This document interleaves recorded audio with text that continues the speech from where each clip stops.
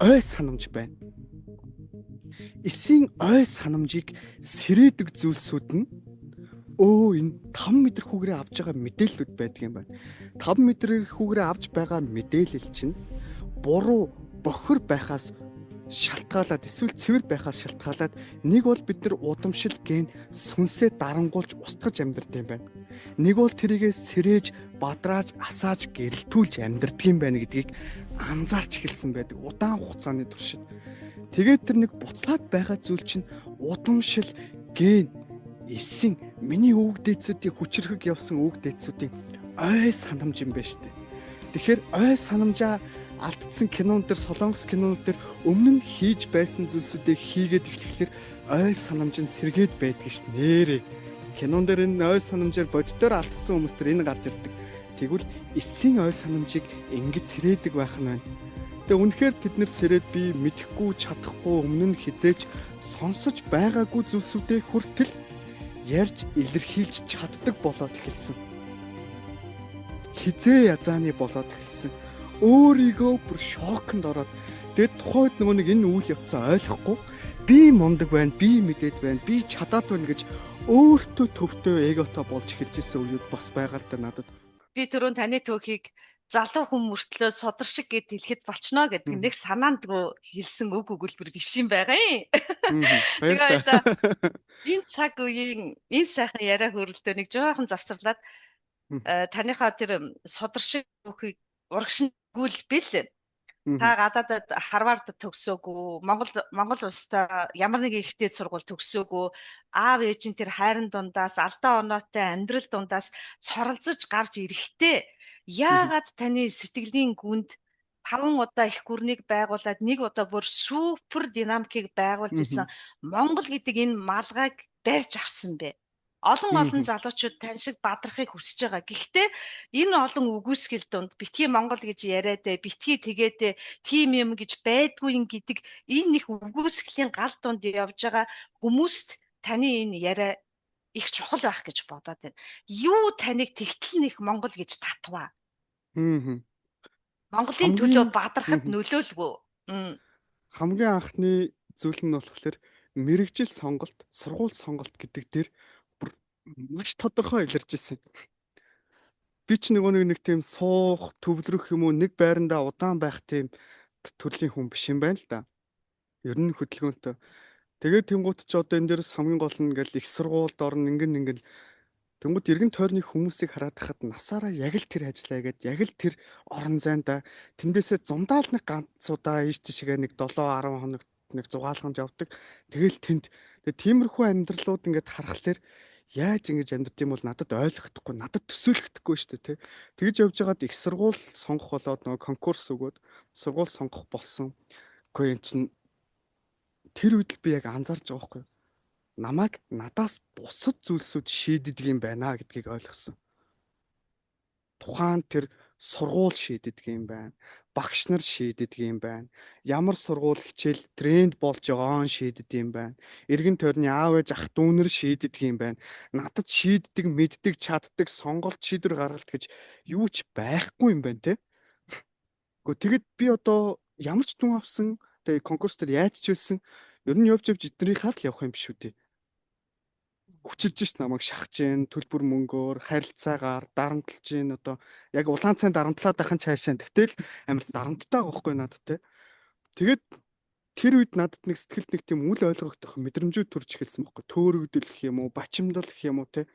Бүх юм маш утгагүй санагдаж эхэлсэн. Эргэн тойрны нийгмийн амьдрал, цаг үеийн амьдрал те маш ингээд тодорхой ойлгомжтой яг ингэж амьдрал ингээл хүн гэж бодохоор хүн болгон амтан чинийг чадна гэж бодож байгаа байхгүй. Яг тэр идэж угаал баад шийгээл те бас нэг ингээл овоохоо оромж барайл ингээл амьдрахыг амтан ч чадах байхгүй дээ.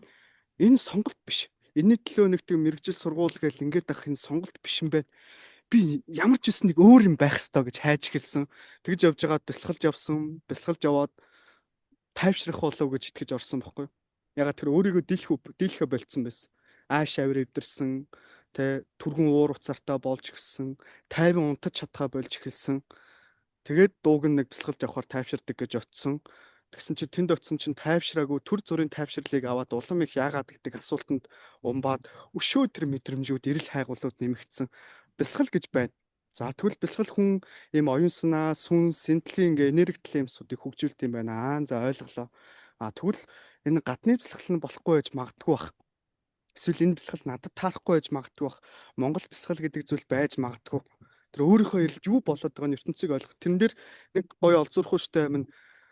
Рики дээр нэг тэмдэгт гээд байт юм байна л да. Ингээд хоошоо заншоо нэг одоо чокуре мокуре гэл ингээл тэмдэгтнүүд байдаг. Тэр тэмдэгт нь тухайн энергийг хадгалдаг кодтой юм гинэ. Тэгээ тухайн тэмдэгтийг зурхаар ингээд үнэхээр хүмүүс эдгээд байна те. Үнэхээр хүмүүс ангаагдаад гоё олоо сайхан болоод байна. Тэгвэл монголчуудад одоо энэ тэмдэгт Монгол тэмдэгт миний өөрийн гэсэн тэмдэгт мэмдэгч байдаг болоо гэл миний бас нэг жоохон эго ажилласан юм шиг байгаа. Тэгээд нэг тэмдэгтээ ирэл мордсон биш нэг хасгээ тэмдэгт болсон. За хас нь яг ямар утга учиртай яад ийдэн гэж явж байгаад Монгол гэдэг рүүгээ орж эхэлсэн. Тэгээ Монголын яг яад юм Монгол бэлсгэл гэж хайхын өмнө эхлээд Монголоо хайж ш дараа нь бэлсгэлээ хайх болчихж байгаа байхгүй. Тэгээ Монголоо хайж явж байгаад тэгсэн монголчуудын ахуй амьдрал өв соёл нь агшин бүрэн бэлсгэл байж тэрийг бүр ингээд яс цусандаа ингээд мэдэртэл тэр ингээ анзаарчаад хүү миний ингээд дотор нэг юм ингээд нэг ингээл өстэй талхан арзаана гэдэг шигтэй шар ус босоол нэг юм дотор ингээл буцлаа буцтаатай ингээд чүмэг мөмөг халж байгаа мэдрэмж төрж исэн бохгүй. Тэр нь зөвхөн бэлсгэл гэдэг зүйлийг би шилхал гэд бичсэн байгаа монгол бичгийн галиг тайлал байсан. Язгуу үгийн язгуур нь тэ тайлна дагвар нь гэд. Үгүй би шалгал өөрийгөө шалгах гэл юм ба штт. Би чинь тэгсэн чи сүнсээ шалгах гад дэлхий дээр ирсэн. Тийм сүнс юм ба штт. Шилгах уу? Би гэдэг чинь би сэтгэл оюун гурав гэдэг хүний сав багтдаг юм байна. Энийг цэвэр ариун тунгалаг байлгаж те. Тэрийг зөвөр дүүрэх нь шалгалт юм байна штэ. Энийг юуны төлөө дүүрэх юм бэ? Ямар зорилгоор дүүрэх юм бэ гэдэг нь маш том чухал зүйл байсан юм байна штэ. Тэгвэл бидний өвөг дээдсүүд юу дүүргэж ирсэн гэл. Ингээд Монголын эрэлт бүр ингээд үнэхээр бүр зориг шулуудаж орж эхэлсэн байдаг. Тэгээ Монголыг хайх тусмаа би Монголын талаар нэг зүйлийг олоход миний яс цус генийн дотор нэг зүйл сэрээд буцлаад байгааг анзаарсан. Шин тэр нэг морь барианд ороод ирэхэд би яагаад байлаад байгаа юм? Би моринд дургу те. Би морь их тийм хайртай майртай байгаагүй. Морь барианд орж мөрөх уях муях тэрний сайхан байхныг мэдэхгүй өссөн бохгүй. Тэгтэл би анх удаа морь барианд орж ирэхийг хараад уйлсан. Би тэр чин сэтгэлээсээ морин хуур тоглож байгаа хүнийг сонсоод уйлсан. Тэр хүн зөвхөн морин уур тоглоогүй байхгүй. Юу вэ? Би нэг тайлбарлаж чадахгүйсэн тухайн мэдрэмжүүдээ. Тэр чүмэг нэрнгээсээ халаад байгааг би мэдэрсэн. Энэ бүгдийг би тайлбарлаж чадахгүй нэлээд удаан бас явсан л да. Тэгэж явж байгаад гаднаас 5 метрхүүгээр орж ирж байгаа мэдээлэл бидний яс цус генийн мэдээлэлтэй таарах үед адилхан байх үед генийн сэрэлт гэдэг зүйл явагддаг юм байна л да. За энийг хүмүүс ген гэхээр удамшил гэдэг талаас нь за бүр тодорхойлох юм бол эсэнд ой санамж байна. Эсийн ой санамжийг сэрээдэг зүйлсүүд нь энэ 5 метр хүүгээрээ авж байгаа мэдээлэлүүд байдаг юм байна. 5 метр хүүгээрээ авж байгаа мэдээлэл чинь буруу бохир байхаас шалтгаалаад эсвэл цэвэр байхаас шалтгаалаад нэг бол бид нар удамшил ген сүнсээ дарангуулж устгаж амьдардаг юм байна. Нэг бол тэрийгээ сэрээж, бадрааж, асааж, гэрэлтүүлж амьдардаг юм байна гэдгийг анзаарч эхэлсэн байдаг удаан хугацааны туршид. Тэгээд тэр нэг буцлаад байгаа зүйл чинь удамшил ген эсийн миний өвөг дээдсүүдийн хүчрхэг явсан өвөг дээдсүүдийн ой санамж юм байна шүү дээ. Тэгэхээр ой санамжаа алдсан кинон дээр солонгос кинонууд дээр өмнө нь хийж байсан зүйлсүүдээ хийгээд эхлэхлээр ой санамж нь сэргээд байдаг шүү дээ. Нэрээ. Кинон дээр энэ ой санамжаар боддоор алдсан хүмүүс төр энэ гарч ирдэг. Тэгвэл эсийн ой санамжийг ингэж сэрээдэг байх нь байна. Тэгээ үнэхээр тэд нэр сэрээд би мэдэхгүй чадахгүй өмнө нь хизээч сонсож байгаагүй зүйлсүүдээ хүртэл ярьж илэрхийлж чаддаг болоод эхэлсэн. Хизээ язааны болоод эхэлсэн. Өөрийгөө бүр шоконд ороод тэгээд тухайд нөгөө нэг энэ үйл явцаа ойлгохгүй би мундаг байна, би мэдээд байна, би чадаад байна гэж өөртөө төвтөө эготой болж эхэлж ирсэн үеуд бас байгаа л да надад. Тэгээд нэмсэн чинь би хэрийн сайндаач биш байгаа байхгүй. Миний аав ээж намайг зөв хүмүүжүүлж, миний аав ээж өвөг дээдсүүдийн удамшил нь өвөг дээдсүүд минь үнэхээр чимбас хэтэг хүмүүс байж л дээ. Тэгээд ингээд аваад үзэнгүүт манай аавын тал чи юм байна. Ээжийн тал чи юм байна. Манайх чинь тэдэн үеэрээ яг тийм зүйлүүдийг хийгээ яваад ирсэн юм байна. Миний эрийн сайн биш шүү дээ. Миний удмын сайн гэж байгаа юм байна шүү дээ. Тэгээд энэ дээрээс нэг ойлгосон зүйл нь би үхвч нэр үлдэхийг нэр төр гэдэг юм байна л да. Би үхвч тэ хідэн үеэрээ тэр нэр төр хадгалагдахыг удмын нэр төр гэдэг юм байна. Нэг бол тэр удмын нэр төр надаар дамжиж устна, дороотно. Нэг бол надаар дамжиж чанарч нь бат бөх болд юм байна. Тэр өнөөдөр би гэдэг ганцхан хувь хүнийхээ үүднээс биш. Би үүгдөөс үр хойц гэдгийнхаа өмнө маш том үүрэг хариуцлага үүрцэн явж байгаа юм байна. Өнөөдөр надаар дамжаад удам гэдэг зүйл устддаг юм байна л да. Удам гэдгийг хүмүүс ингээд зөвхөн аав ээж нь үр хүүхдэд төрүүлээд явахыг л удам гэж авч үздэг. Тэгсэн нүүдэлчдийн хувьд тэрийг зөвхөн удам гэдэг юм байна л да. Алтан язгуур удамшуулах буюу оюун санаа, ойлголт ухаарал, өв соёл, үүх түүх тэр бүхий л чадамжуудаа удамшуулдаг тийм технологитой байж л дээ.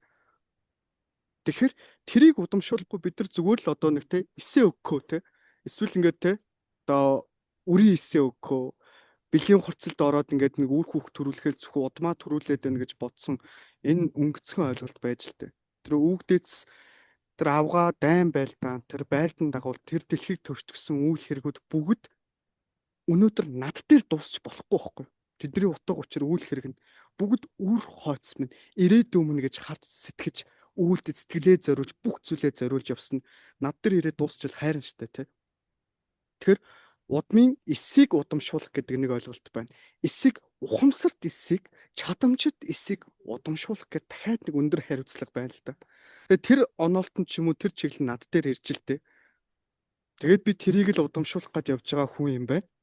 Тэгээд тэрийг би зөвхөн өөрийнхөө хүүхдэд биш миний хүүхэд таны хүүхэдтэй хамт амьдрах байхгүй юу? Тийм болохоор би өөрийнхөө хүүхэдтэй хайртай байх тусмаа би бусдын хүүхэд гэдэг хараагаа авч хаяад миний хүүхэд гэж бүх хүүхдүүдийг хайрлаж тэднийг өөрийнхөө хүүхдээсээ илүү чухал тооцох тийм шаардлага тулгардаг юм байна л да. Тэр надад бол тийм үүрэг хариуцлага ирсэн явж байна.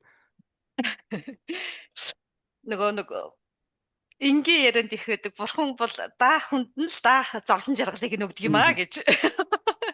Тэгэхээр танд маань ингээ хөндлөнгөөс ингээд 3 дахь шөнийн нүдээр харахаар дааж давшгүй их хариуцлага тэгсэн атлаа асар нэр хүндтэй. Тэрийг тэгээд та аавын тань үлдээсэн амьдралын мөрөөс дамжуулаад ухаараад тэгээд өөрөө ухаарчингуудаа та түрүү бүр маш гоё задлж хэллээ. Эсийн ой сарамжийг сэрэхээр одоо тэрийг нь хоёлаа шинэлэг ухаанаар авч ярих юм бол даавар гэдэг байгаа шүү дээ. Даавруудын үйл ажиллагаа зөв болоод ирснээр хүний зөв нөгөө зан чанар харилцаа дадал бий болсноороо та бүхэн яриад байгаа ондоо шилтэй тэгсэн мөртлөө дэлхийн Монгол иргэн бий болох нэ. Тэгэхээр та асар том зүйл рүү зорж хийж бүтээж зорж яваа нь бол үнэхээр сайхан байна. Үүнийг ингээд хүн бүхэн ойлгочих юм бол мэдлэггүй байгаагийнхаа хохирогч бид нар болоод байгаа байхгүй юу? Яагаад гэвэл нөгөө аавыгаа ээжигээ сонирхоогүй, өөрийгөө асуугаагүй, асуусан ч гэсэн асуултаа оновчтой асууж чадахгүй төөрөөд яваад байгаа юм байна. Гэтэл та сая төөрч явж исэн боловч оновчтой асуулт асуугаад таны нар мандаад одоо бол ингээд олон хүний нарыг дотроос нь мандаагаад явж байна. Тэгээ таны ярианд бас нэг гайхамшигтай зүйл нь монголчууд яг тийм байсан. Миний хөгтч дэлхий, таны хөгтч дэлхий. Тэгж гайхамшигтай хардаг байсан. Тэгэхээр ингэж хараачлаж их үеийн хэргийн хүн нь надаас эхэлх юм байна гэдгийг ойлгосон цагаас л бүх хөгжлийн зөв гарц эхэлдэг юм байна гэдгийг та сая биднэрт бүр ингээд эсийн ой санамж гэд ярьсан чинь тэгж ингэж гаргалгаа нь гарч ирж байна. Чөмгөө дундартал явсан ирчүүдийн чөмгөө шархиртал одоо хүлээсэн тэр олон ээжүүдийн тэр гайхамшигтай гар зүтгэж ирсэн хүмүүсийн хичээл зүтгэл дээр 21-р зуунд та бүхэн одоо цагт ингээ яриа сууж байна. Тэгэхээр тэр олон эр зоргийг гаргасан, хүч хөдөлмөр гаргасан ээж аавуудын гэхдээ нүүрэндээ нэлээд цөөн хүний нэрээр нэрлэгдэж тэр зүйлсүүд яригддаг авч чимээгүй хинт ч дурсагддгүй тэр аав ээжүүдийг сэргээж өгсөн танд бас их баярлалаа. Тэр олон бааtruуд хизээч дурддагддгүй. Хинч тэдгэрийг Мгм. мэддэг мөртлөө ярьдаггүй. Тэрний нэг нь Мгм. та бидний аавууд үе үеийн тэр баатарлаг Мгм. хүмүүсийн цус нулимс инээд хөөр баясал гуниг гутрал дээр бид нар ингэж яваа шүү гэдгээ санах юм бол бид нар бас их Мгм. ухамсартай явах юм шиг байлээ. Энэ дээр би таны Мгм. яриаг бас цааш нь үргэлжлүүлвэл. Мгм. Тэгээ энэ дээр тэгсэн нөгөө нэг Номин Чимэд тухайн цагаан бороог би саяхан уншсан л та. Тэгээд би ерөнхий тэртлийн түүхүүдийг ер нь бол гадарлан мэднэ, өөрийнхөө өвөөгөөстэй бас сонсч исэн. Яг гэхдээ манай өвөгийн л үнцэг бас тэгэхэд тэрийг бүр маш олон талаас нь тухайн юм балархаач юм шиг, тодорхойч юм шиг нэг тийм тэгсэн мөртлөө одоогийн бид нар ерөөсөө огт мэддэггүй түүхэнд авч үздэггүй нэг тийм хэсэг цаг үе байгаа шүү дээ. За нэг ойрхон доо өдөр чи одоо нэг 1800 оноос л одоо хүртэл за болим 1900 он гэж ярьсан 100хан ч болохоор тий те. 100хан жил тий. Ингээд 100 жилийн үйл явдал байгаа. Тэгэхэд тухайн үед одоо ямар хүнд хэцүү зүйлсүүд явж исэн бэ? Тэгээд нэг удаа бас манай дээдсүүдийн талаар бас ярьж исэн. Нийтээрээ гимтэлтэй байна. Сэтгэл зүйн, ухамсарын, мэдээллийн, тэ сүнсний удамшлын бүр ингээ гимтэлд орсон байна нүүдэлчэд. Энийг одоо хүмүүс тал талаас нь тайлбарлахдаа тангатын хараал ийм тийм гэл ингээд дандаа хийсвэр далд ертөнцөөс нь яриад яг бодит талаас нь ярихгүй байгаа байхгүй. Ямар ч үсэн миний өвөөгийн өвөө маш хүнд бэрхийг туулж явж ирж. Тэгээд тэр хүнд бэрхийг туулж явж ирэхдээ тухайн өвөө маань юу мэдэрч исэн бол те? Ээлэнц өвөө маань юу мэдэрч исэн бол? Юу туулсан бол? Ямар хэцүү байсан бол те? Хэдэн удаа нулимсаа цаашаа залгаад шүдээ зуугаад те? Яаж н Монголоо гэх тэр сэтгэлээр өнөөдрийн бидний төлөө хичээж явсан бол гэдэг 100хан жил ухрахад шүү. Тийм хүнд хэцүү зүйлсийг нийгэм даяараа туулсан байна. Тэр чин бүр ухраагаад дахиад цаашлах юм бол те хамгийн сүүлд Орос. Тэгэл тэрний өмнө Хятад, Манж гэдэг нэг 300 400 жилийн тодорхойгүй хэцүү бэрхшээлтэй цаг үед тэнд тисэж үлдэж тисэж магад гарсан тийм хүнд бэрхтэй цаг үе байж л тээ. Тэгээд тухайн үед ямар ч байсан тисэд үлджээ. Нүүдэлчдийн монголчуудын тэнгэр нь хаах болтох вэ? Монгол нь хаа болтох вэ? Үг дээдсүүд нь хаах болтох вэ? Ямар ч байсан өөрсдийнхөө өв их сантай холбогдож л таараа. Ямар ч байсан энэ удаадаа тисэд үлджээ гэдэг бодлогыг барьж байж л тээ. Тэгээд эрэхтэй яг энийг сонсож байгаа хүмүүстээ хэлэхэд таны зүгээр өвөө гэж чи аав, өвөө гэж чи өвөө нь тэр хүн сэтгэл зүйн гэмтлийг, тэр хэцүү бэрхүүдийг туулаад явахдаа тэдэр нь тодорхой хэмжээнд мэдрэмж нь удамшсан юмсууд байна. Зан нь удамшсан юмсууд байна. Алдаатай оноотой маш олон мэдээлэлүүд бидэнд удамшиж ирдэг юм байна. Эдрийг бид нар цэвэрлэдэг юм байна.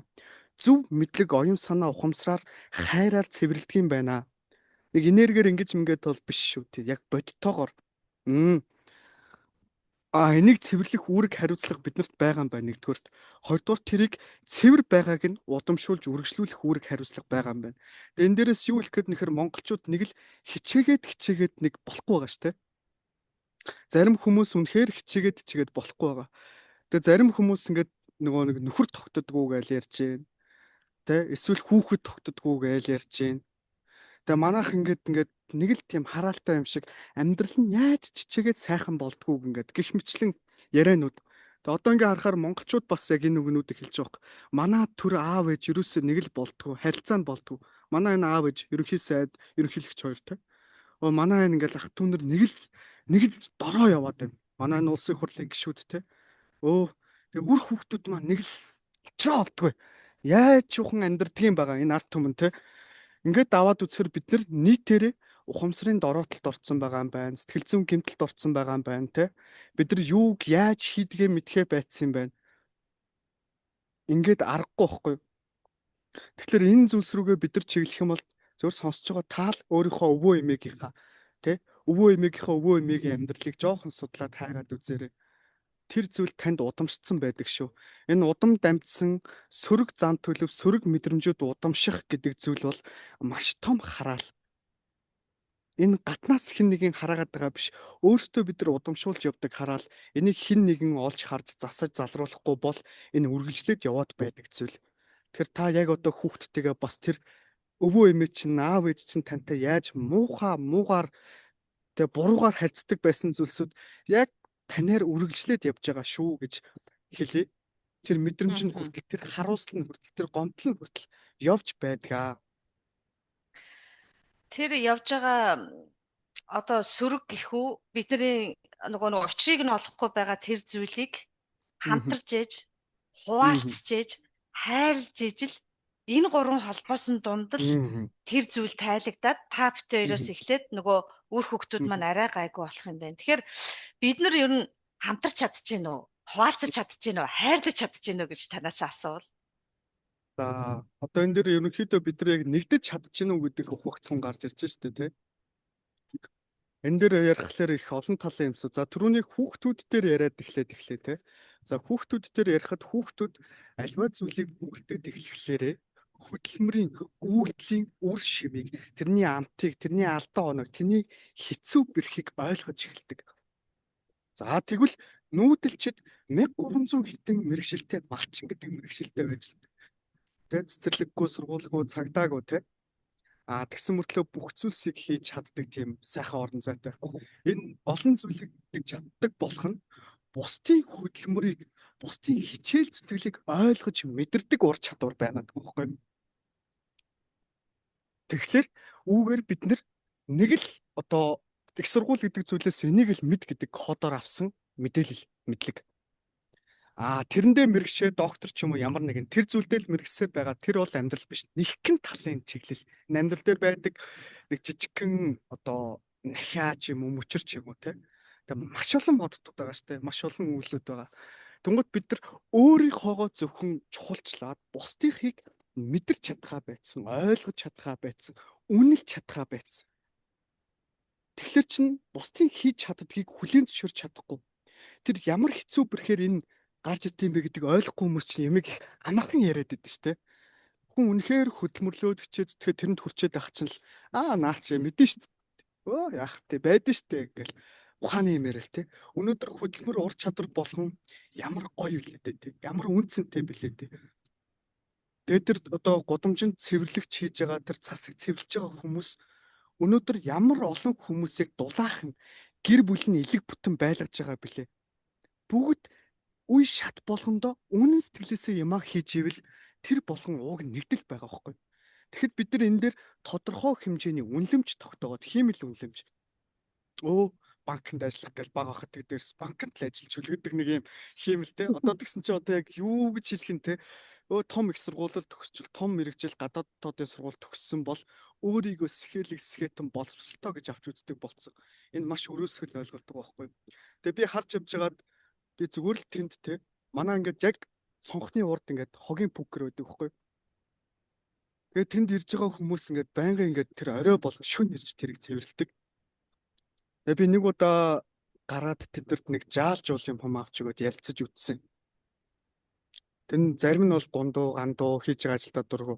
Гэтэ тэнд байгаа хүн бас дуртай хүн байна. Үнэн сэтгэлээс ажиллаа хийж байгаа юм байна. Би нэг тэр яаж дуртай байдаг гэж асуусангүй зөв тэр хүнийг хараад ойлголоо л доо. Өнөөдөр нийгмийн шат давхрах бүр өөрөө маш чухал зүйлсүүдийг хийдэг юм байна. Бид нар нэг юм хиймэл загвар дотор амьдраад байгаа юм байна.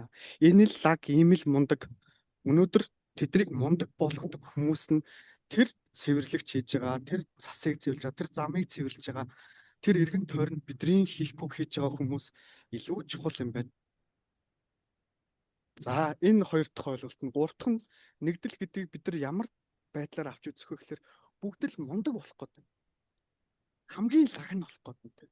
Хамгийн төгс нь. Гэхдээ энэ нь хамгийн лаг мэддэг чаддагтай биш.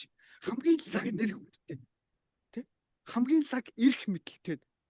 Хамгийн лаг өнгөтөөд гэдэг дандаа тэр үр дагаварлуул тэмцээд байгаа юм байна. Тэрлүүл зүтгээд тэ. Бүгд л тоон болох гэдэг тэ. Тоон өнөнд тулагдж байгаа шүү дээ. Өн ханандаа туулгаж байгаа шүү дээ. Тэр чагтгуудаараа холбогдож байгаа шүү дээ. Тэр хаалгатай байгаа байхгүй орж гарч байгаа шүү дээ. Үгүй тэгэхээр ягаад тоононд ач холбогдол өгöd байгаа юм бэ те? Ягаад зөвхөн бүгд л тэр дандаа хичээд зүтгсэн тэр мэдлэг ур чадварлууд руу нь биш. Ягаад тэр эрх мэдэл рүү тэр хааны эрх мэдэл рүү тэмүүлээд байгаа юм. Бүгд л ерөнхийлөгч, ерөнхий сайд болчих, скетэн болчих гэл дотроо бол бүгд л мөрөөдөлтөө. Яг энэ бэлэг талын үйл ажиллагаан дээр гэх юм бол бүгд л том хаа татад буулгачих, хаа татан болчих гэл. Тэм давлгаанууд гарч ирээд нэлээд явж байна. Одоо ч гэсэн байна тэр те. Ерөөсөө л хаан болгочдөг те. Өө чам дээр тим хаан буух чинь, тим хатан буух чинь, тим тэдөө 13 зууны тим хаан хатан. За тэгсэн чинь тэрний дараагийн давлгаан болохоор тэрний хойд төр нөгөө бурхны хойд төр төрүүлдэг байсан бол одоо бүр хаа таттай хойд төр төрүүлээд тэгсэн чинь одоо тэрний үйл хэрэгтэй, энэний үйл хэрэгтэй гэдэл ингээл тэ. Гэхдээ яг тэр байж болно. Тэр бол худлаа биш байж болно. Гэхдээ тэрний цаана ямар ноу хау байгаа юм бэ? Ямар мэдлэг ур чадвар сэхэлэг тэр сэтгэлгээ байгаа юм бэ? Энэ рүүгээ ерөөсөө чиглэхгүй зүгээр л тэр хэлбэрүүдийг нь хөөгөөд л тэ. Тэгээд нэг л их зарлиг буулгасан хаа таттуудлах нь, нэг л их одоо тийм хаа таттууд буулаалх нь, нэг л их том бөө онгодууд яалаа, нэг л тийм утга товилгаатууд гарч ирлээ. Гэхдээ тэгээд сайхан болчдөг бол бүх юм сайхан болчих гээд нь шүү дээ. Уг нь бол сайхан болохгүйгээд өнөөдөр нийгэм хэцүү байгаад байгаа зү тэ. Энэ юу вэ гэхээр бидний бодит байдал хаашаа чиглээд байгаа вэ? Бид нар бодит байдлыг олж харах нүдээ им хийсвэрлэл, муухаглал, нэг юм дүүрд сураг хэлбэр шин чанараар далтлаад байгаа байхгүй. Бид нар бодит байдлыг олж харахгүй. Тэгэхээр нэгдэл гэдэг дээр яг жинхэнэ юу хэлэх гээд тамар өөрлөгөө орооч, өөрлөгөө өнгөйг өч, өөрийгөө таниач. Би тоон байх албагүй юм байна. Би зур чагтах юм байна. Тэгэл үүрэгтэй оролцоотой болчихж байгаа байхгүй. Яагаад илүү хүсээд, яагаад юмрууд байгаа юм бэ те? Хүн дээр аваад ярих юм бол хөлийн чигчийн хуруу хөл тавхаатайгаа байж байгаад бид нар босоо байдаг гэдэг шиг би хөлийн хуруу бол хөлийн хуруугаа сайн хиймээр байгаа байхгүй юу? Чигчийн хуруугаа, эрхийн хуруугаа. Тэгээд эн чинь нэг бүрэн цагцаараа дотоод 500 6 сав эрхт нь холбогдоод тарих өөрөө ажиллаад ингэж байгаа шиг бүгд нэгдмэл юм а гэдгийг л ухаадаг гэхдээ бүгд ухаадаг тогтолцоо гэдгийг л ойлгочвол монголчууд болно болох гэдэг. Гэхдээ яг вэ сайн сар хоёр холилдож явдаг хорвоо сараасаа сайн нь илүү байдаг гэж ер нь боддог. Сар сайн зүйлч бас адилхан их төгдөг гэдгийг одоо тэгэл ойлгоод хичээгээд явж байна. Тэгээ дараагийн шатанд гарах нь бол хэдүүлээ хамтрын хуваалцсан хайрлыг буюу та сая их гоё нэгтгэж хэлсэн. Нэгтгэхэд эн чинь өөрөө нэгдэл юм аа. Япон ээжүүд тэгдгийн гэсэн нөгөө сэлэсэр ч юм уу биднийхаар одоо тийм хувцастай хүн явж байвал энэ хүний хичээл зүтгэлээр бид нар дулаахан байгаа юм шүү. Таны түрүүний ярьсан тэр нөгөө гудамж цэвэрлээ зогсож байгаа ажилтан өглөө болгон цэвэрлдэг учраас миний хүү чулуунд бүдрэхгүй, навчинд бүдрэхгүйгээр сургуультай явж байгаа юм шүү гэж тайлбарлаж өгдөг юм гинлээ гэд хэдүүлээ тийм юм шэрлээс суугаад байгаа байхгүй юу. Гэтэл тэрийгэ зал баяр мөх гайхамшиг хоёр яг хүүхдэд хэлж чадж гин үү гэд ярьж байгаа нь таны маань бодит байдал байгаа. Тэгэхээр хэдүүлээ таны хэлдгээр өөрөөсөө хэлье гэд их чухал санааг хэллээ. Тэгэхээр энэ дээр гол юм нэг сая 1300 хэдэн мэрэгчлээ гэдэг нөгөө малчтыг хэлсэн шүү дээ. Тэд нар тэр олон зүйлсүүдийг оролдож үзсэн, хийдэг, тэ чаддаг, тэрний төлөө хичээдэг байнгын амьдрал нь тасралтгүй суралцж явдаг бэлгэлтэй болохоор нөгөө бусдын хөдөлмөрийг үнэлж чаддаг болохоор ойлголцож чадаад байгаа байхгүй. Хурдан нэгдэж чадаад нь гол юм. Яг үнэ. Бид нар одоо нэгэн талын мэрэгшилж чадахгүй шүү дээ. Тийм байна. Зовлон үдсэн хүн л зовлон ойлгодог гэдэг шиг яг тэгэж хөдөлмөрлөж бүгдийг хийж байгаа хүн бол энэний ард ямар хичээл зүтгэл гэр бүлээрээ нөгөө овог аймгаараа хажуудаа байгаа хөрштөөгөө хийдэг гэдгийг тэгээд дээр нь таны төрөний хэлсэн байгаль ороод ирж байгаа. Байгаль бол өөрөө гайхамшигтай сургагч. Тэр чигтээ сургагч талбай байгаад байгаа. Тэгээ энэ дээр тэгсэн чинь нэг юм үг байгаа байхгүй юу? Чаддаг хинний дэргэд мэддэг юм шиг тэнэгрэх бидэл гэж айвас цохилтой байгаа байхгүй юу те? Чаддаг хүний дэргэд мэддэг юм шиг байна гэдэг чи тэ бүрнэ. Чаддаг хүн чинь өөрөө даруу байгаа штэ. Даруу. Тэгээ нөгөө нэг сагсан хүн чинь нөгөө хүний чинь туулсныг нь мэдэхгүй юм чинь хажууд нь сагсалцаа. Тэгэхээр ёо наад өгч шууд л зүрхэнд ирж штэ. Тэгэхээр жоохон ухаантай бодох юм бол бид нар гэрэлтнэ гээд байгаа. Нэрэл бас тийм. Тэгэхээр таны яриан дундаас нэг гал адил цоролзоод байгаа нэг зүйл бол урам зориг байгаад байна. Ингээд урам зориг гэдэг зүйл дотроосоо түрүүний хэлснээр эсээсээ тэгж бадрах аваас бид нар хийгээд бүтээгээд зороод ингээд яваад байдаг юм байна. Тэгэхээр та маань асар олон хүний урам зоригийг энэ олон гайхамшигтай өвөг дээдсийн туулдаас гарч ирсэн эрдэм мэдлэгээр сэргээгээд байгаа. Тэгэхээр хоёулаа энэ хэсгийнхаа яриаг нүүдэлчдийн бэлтгэлд орж ирээд дотоод урам зориг нь чин сэтгэлээсээ бадарсан олон жишээ танд байгаа. Гэхдээ би таныг олон хүнд дахиад нэгийг дурдаж яриасаа гэж бодож байна. Хүний урам зориг сэргэхээр хүн ингээд бадраад хийгээд бүтээ Монголоо гэдгүү дэлхийгээ гэдгүү үрээ гэдгүү яг бодитоор харъя гэдэг тэр чин сэтгэл төрдөг. Тэрний жишээ би өөрөө сууж байна. Гэхдээ та ойрын хугацаанд насанд хүрэхчдээс яг тэгж бадарсан бодит жишээ өгүүлээч гэвэл. Одоо надад нэг тийм Эрка гэж байхаас ахуулаад нэг юм шав байна л да. Өнөөдөр Тэнгэрийн алдранд буугаад одоо Оломсуу гэд нэртэй болсон байгаа. Тэгээд ярих юм бол тэ үнэхээр маш их юм байна те. Өнөөдөр одоо гаргацсан байгаа үр дүн амжилтуудыг ингээд харах юм бол бүх ах дүүнрээрээ нүүдэлчдийн ухаанд боловсрсон байна. Бөөнөрөө нийлж ах дүүнрээрээ нийлээд бүгдээрээ тэр ингээд үйл ажиллагаа төвүүдийг байгуулад бүх юм дээрээ хамт явж байна. Тэд нэр одоо дөнгөж саяхан нөгөө нэг илч мордсон гэдэг шиг Маатар Шавнармаасаа Өвөр Монголынхоо төвийг тэгээ танилцаж Өвөр Монголынхоо нүүдэлч тэмцлийнхаа төвийг эргээд тэнд суралцаад тэнд туршлагаа солилцоод томилолт аваад явсан байгаа. Тэгээд одоо ингээд яг ах дүүнрээр бөөндө хамт явж шít одоо ингээд ерөөсөө бүх юм дээр хамт сайхан юм дээ тий. Тэгээд нийлж байгаа бөөнөрөө хамт матриксаасаа гараад бөөндө хамт юм нэгтгэж нийлүүлж байгуулад бүтээгээд үр дүн гаргаад маш олон хүүхдүүдийг сонгигээр математик англи хэл гэдэг рүү тэргүй нийгэм чиглэлцэн явж байгаа тийм. Энийг гэхдээ энэ чиглэлийнхэн дагуу орхигдуулаад байгаа зүйл нь нүүдэлчдийн сэтгэлгээ, сэтгэл зүрх, оюун санаа энэ зүйлийг нь үндэс суурьнд нь тавьж өгч жаргалтайгаар тухайн зүйл математик англиэ зөв суурьтайгаар сурах гэдэг сургалтыг ороо явж ин дээрэс нүүдэлтийн эмсгэлийн бүгд багш нар болцсон. Бүгд тэрийг хийгээд явж ин те. Гэт энэ бол маш том үр дүн. Хувь хүнийх нь үр дүнг ярих юм бол өнөөдөр маш ур чадвартай уран илтгэгч болж, уран яригч болж, уран өгүүлэгч болж, уран илэрхийлэгч болж, уран илтгэгч болж, уран өгүүлэгч болцсон байна өнөөдөр. Эдгээр бүгд ялгаатай ойлголтууд л та хүмүүс зөвхөн уран ярих хэлдэг гэл. Энэ талын юмсуудаас ярихад хамгийн анх бол ер нь бол тэ өөрийгөө илэрхийлэх айдастай. Өөрийгөө илэрхийлэхээр ингээд нэг сонирн болоод байдаг. Самбарын урд гарч чаддаггүй. Хүний өөдөөс ингээд олон хүний өөдөөс ихцэлж харж ярьж чаддаггүй. Тэм хүн байсан бол одоо бүр тэ бүр ингээд дотор ингээд буцалж штэ тэр хүн бүр үнгээд асарч штэ гэл тэр төрлийн амьнуудыг бодгоор ингээд дотор нь байж та шууд бэлгээгээ хийгээл тэ ингээд. Тэгээд дээрэс Маатар Шав бүх талынхаа эрүүл мэнд сэтгэл зүйн онцлогынхаа амьсуудыг бүгдийг нь бэлгээгээр засаж чаддаг. Ингээ ярих юм бол үнэхээр их том үр дүнгууд байна тэр Шавд маань бүр. Тэгэд одоо ингээд хамгийн анх одоо яана би ингээд самбарын урд гаргаад одоо яана тэ одоо ингээд тэгсэн чинь самбарын урд гараад яриадах гэд би нөгөө даалгавар өгöd. Тэгэд нөгөө камерын өмнө ингээд самбарын урд гараа ярьж байгаа байхгүй. Тэгсэн чинь гарч чадахгүй ингээл айгаалт ингээ нуугц гарна гарч ирэлцэхгүй ингээл хичээл ороод байгаа байхгүй. Тэгсэн чинь нөгөө нэг яриандаа ороод хичээлээ зааж байхдаа нэг мэдсэн чи камер дээр гараад ирсэн. Тэгснэ өөрийгөө харсаа зочсоо зогтооч тэгээд болчих ш тэгээд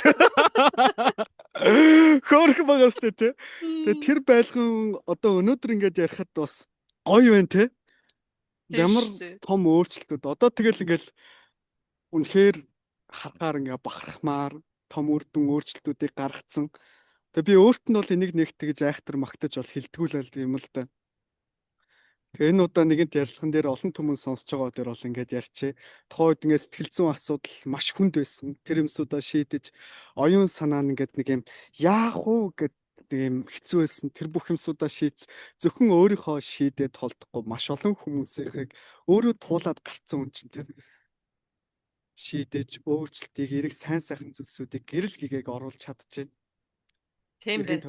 Өнгөрснийг орхиод өнөөдрөөс өөрийгөө одоо ингээд шинээр уралсан Эрка багштай би бас уулзсан. Тэгээд холбогдож мөн ярьсан. Нэрээ олон жишээ байгаа боловч юу юм бэ? таныг Эрко агш гэд хэлсэн чинь нэрээ тийм юм байна те. Одоо ах дүүгээрээ тэгэж бүлээрээ тэгэж өөрчлөгдөж шинжлэгдэнэ гэдэг бол тийм амар зүйл биш шүү дээ. Ихэнх нь дандаа 20 50-аад ингээд. Тэгэхээр наад чинь Хамгийн бол бүгд үнэхээр эсэргүүцчихсэн шүү дээ тий. Тэгээд тэг нэг тий. хамгийн гол нь хизээ нэгэн өдөр битээр ингээд ярьжсэн. Хизээ нэгэн өдөр хойлоо ингээд дүүнэр ичид ягаад тэгэхээр Эрк агш маань өөр ингээд тийм хүний төлөө хүн бохгүй. Ах дүүнрээ яах вэ? Энтрийгээ яах вэ? Эдэртэйгээ хамт ингэс эдэр маань энэ дэр ингээ ажиллаа сурчвал эдэр маань сэтгэл зүйн оюун санаатайгаа энергитэйгээ ингээ ажиллаа сурчвал эдрийгээ яах вэ гэж байнгын тасралтгүй байж эхлээд хойлоо өөрсдөн дээрээ эхлээд ажиллаад байгаа гэл тэр маань тэгэж гин энэ маань ингэж гин энтэйгээ ингэж ярилцаад гэл тэгээ тухайд ярьжсэн хизээ нэг өдөр хойлоо ойрхон шүү тэгтэй гэж хэлж байгаа. Бүгднгээ ингээд нийлээд нэгтээд хойлоо ингээд өнөөдөр тэр бүх ярьжсэн зүйлсүүд биелэлээ олцсон явж байна. Гайхалтай. Нөгөө төсөөлөх, ярих, бодох те хэрэгжүүлэх гэж хичээх, танин мэдэх гэдэг өөр одоо ингээд амьдралаас ингээд хараад байхад та түрүү хэлсэн ард нь ямар их хүний хөдөлмөр хичээл зүтгэл байдгийм бэ гэдгээс гадна ямар их танин мэдхгүй байдгийм бэ? Ямар их мэдлэгийн хур байдгийм бэ гэдгийг бүр нөгөө ясандаа шархиртал гэдэг шиг ойлгож байна. Тэгээд өрнөн ч ялгаа байхгүй, дорн ч ялгаа байхгүй, үе үеийн тэр хүмүүс тэр гайхамшгүүдийг бүтээсэн юм байна. Тэр нь бол үнэхээр асар олон хүний хөдөлмөр өгөөд мэдлэг ур чадвар тууллын хур сан байдаг юм байна. Номын сан байдаг юм байна гэдгийг нэлээ ойлгоод байгаа. Тэгээд тантайгаад ингээл яриад яваад хоёулаа хідэн цагч ярих гэдэг. Тэгэхээр дараа нь бас цувралаар яриул зүгээр юм болоо гэж бодоо. Тэгээ гүмбэр хөрөлдөөний нэг нөгөө асуулт байдгийн. Тэгээ би таныг хайранд думбаж байгаа, анх их мөнх 3 цагийн хайранд бүр ингээд асгарч байгаа, хөлбөрч байгаа. Тэгээ саяхаа болчихсон тийм нарийн нандин бүх мэдрэмжүүдийг мэдээд алган дээрээ бөмбөрүүлж байгаа хүнээс хайр гэж юу юм бэ гэж асуув. Яг аль хэмжээнд нь хариулах вэ гэдэг зүйл өөрөө их чухал байна л да тий. Тэгэхээр одоо яг энэ сууж байгаа орон зайгаас ярих юм бол байнгын миний сэтгэн бодох, миний амьдралын утга учир бүх суурийг тавьсан зүйлсүүд энэ байгаль, дэлхий, газар шороо гэдэг тулгуурн дээр би яг одоо сууж байна. Энэ моддын те энэ цэвэр агаар те энэ цэнгэг ус надаас хизээч харамлаж үзээгүй. Тэ? Надаас хизээч буцаагаад хөлбөр нэхэж үзээгүй. Тэ? Байнгын миний бүхий л амьдралын туршид энэ гал ус агаар газар шороо модод энэгүүгээр өнөөдрийн би байхгүй атал хойноос хөөцөлддөггүй те. Тийм агуу их нинжин хайр бол зүгээр байгаль гэж хэлээ да. Яг бүр язгуур орж хариулж байна. Нэрээ тэр их агуу хайрыг биднэрт бүр харамгүй өгдөг мөртлөө хизээч биднээс эргээгээд одоо хариу нэгтэггүй гэх юм уу? Тэрийг ингээд бид нар ойлгочвол амьдрал хандах хандлага их өөр болох юм шиг байна лээ. Үнэхээр ингээд тэрийг ойлгоод ирэхээр ингээд талархал гэдэг зүйл ингээд бүр хязгааргүй урсч идэг бүр ингээд өглөө сэрэх болгон бүр үнэхээр гайхамшигтай. Тэрүүд бүр тэгэхээр тавтер сайхан ярьсан 100 жилийн өмнө өвөг дээдс маань тийм хэцүү хүнд үеийг түүлээд туулаад тэгээ одоо бид нар 21-р зуунд үнэхээр техник технологи ий хүртэл гар утсанд ороод ирсэн ийм гайхамшигтай 90 зуунд амьдарч байна гэд. Тэгэхээр одоо цагийн гайхамшигыг та хязгааргүйгээр хариулвал хүмүүс одоо цагийн гайхамшиг хэрэг ингээд яг өөр дөрөв буулгаад юм уу? Яг тухайн үед төрж байгаа сэтгэлдээрээ янз янзаар л хариулдаг л да. Тэгэхээр би одоо цагийн гайхамшигыг таныг нийлээд дэлгэрэнгүйгээр хариулбал эсвэл хураангүйгээр хариулвал гэдэг хоёр сонголт өгвөл. Өнгөрсөн одоо ирээдүйд цаглбарыг цаглашгүй болгодог ганцхан зүйл байдаг юм байна л да. Тэр нь юу гэхээр хийж байгаа зүйлдээ яг одоо зөв үнэн сэтгэлээсээ л гаргачих гэж байна. Тэгэхээр юу хизээ цаглашгүй болдог хүн үнэн сэтгэлээсээ зориулж юмыг хийж яхад тухайн үнэн сэтгэлээсээ хийж байгаа зүйл өөрөө баяр талархал хайрыг дотор мэдрүүлт юм байна л да. Тэр баяр талархал хайр төрж байхад орон зай цаг хугацаанаас сангижирдаг. Энэ чинь нэг жоохон суулаа гэсэн чи 4-5 цаг бүтэн өдөр болцсон юм уу? Бид нар ямар үед цагийг мэдрэхэ болдог вэ гэхээр үнэн сэтгэлээсээ дотоод гүнээсээ аливаад хандгаж хандлагаа гадагшаага өөрлөгөө чиглүүлэхэд одоо цагийн гайхамшиг тэнд оршдог болов уу гэж би бодож байна те. Тэгэхээр хоёул одоо ингээд хэдэн минут хөрцснөө ярьснаа бол одоо би л мэдэхгүй байна те. Гэхдээ надад нэг юм маш богинохон хугацаанд л яриад байгаа юм шиг санагдаж байгаа байхгүй юу? Тэгэхээр хийж байгаа энэ акшн өөрөө үнэн сэтгэл гарч ирэх үед цаглашгүй цагдбар болж хувирдаг. Цаганд баригдахгүй гэсэн. Цаглашгүй гэдэг маань цаг байхгүй. Цаглаж болохгүй те. Тэгэхээр тэр бол бидний одоо цаг болоо да те. Одоо цагийн талаар ярих юм бол би маш урт удаан хугацааны хичээл орох гээд байгаа болохоор одоохондоо хүмүүстээ ингээд тайлбарлачих тий. Чин сэтгэлгээд ярихаар үнэн сэтгэлгээд ярихаар чин рүү орчиж байгаа. Чин гэхээр хөх ариун одоо тэр ариун бузрыг холоогүй хөх чимбэл чин. Тэгэхээр тэр эрхэндээ тааны маань нэрний эхний үе шүү дээ. Тэгэхээр бид нар тэр хүнийг нэг холоос яахгүй бидний дотор оршиж л байгаа. Яг хийж байгаа зүйлдээ үнэн байгаа нь өөрөө чин байгаа юм. Чин байгаа учраас таны хэлдгэр бүх сайхан 10 хуруугаар дамжиж гэдэг шиг бүх зүйлс биднэрөө сайн сайхан зүйлс оршиж яадаг. Тэгэхээр та одоо цагийн гайхамшигыг биднэрт тест ян хитэл тарих зүрх сэтгэл гэсэн гурван холбоос руу оруулсанд гялаа да. Их олон хүн яг ингээд нэлээд дэлгэмлэр нь ойлгох бах. Тэгээ голдоо тавиад олон л асуудал ярьдаа. Өөрсдийнхээ хэмжээнд. За тэгээд өнгөрсөн одоо гэж сэлгэж гин. Яг одоо хоёлаа энэ мөчөд энийг л голдоо тавиад олон хүн сонсоосоо гэсэн асуудал танд зөндөө байгаах. Тэрнээс эрхий дараад энийг л голдоо тавиад хоёлаа олон хүнд хүргэе да гэж байгаа онч байвал та хаваалцаач. Сүүлийн үед одоо ингээд сүнсний сэрэлт гэдэг зүйл үнэхээр гоё ирчтэй тий. Үнэхээр бүр ингээд хөттөрөн орж ирж байна тийм үү. Тэнтэй сайнтай муутай олон зүйлсүүд байна. Тэгээ энэ давлгаа, энэ чиглэл өөрөө ирчимжиж байгаа нь маш чухал. Гэтэ энэ чиглэж байгаа дунд сайн муу маш том шуурга явагдаж байна энэ дунд. Тэгээ өнөөдрийн одоо миний хэлэх зүйл болохоор энэ шуурганд нэг ч гэсэн хүнтэй буруугаар өвтчлгүй гараад ирээсэ гэж бодож байгаа байхгүй юу? Хүмүүс сэтгэл гутрал сүнсний сэрэлт хоёрыг ялахгүй байна.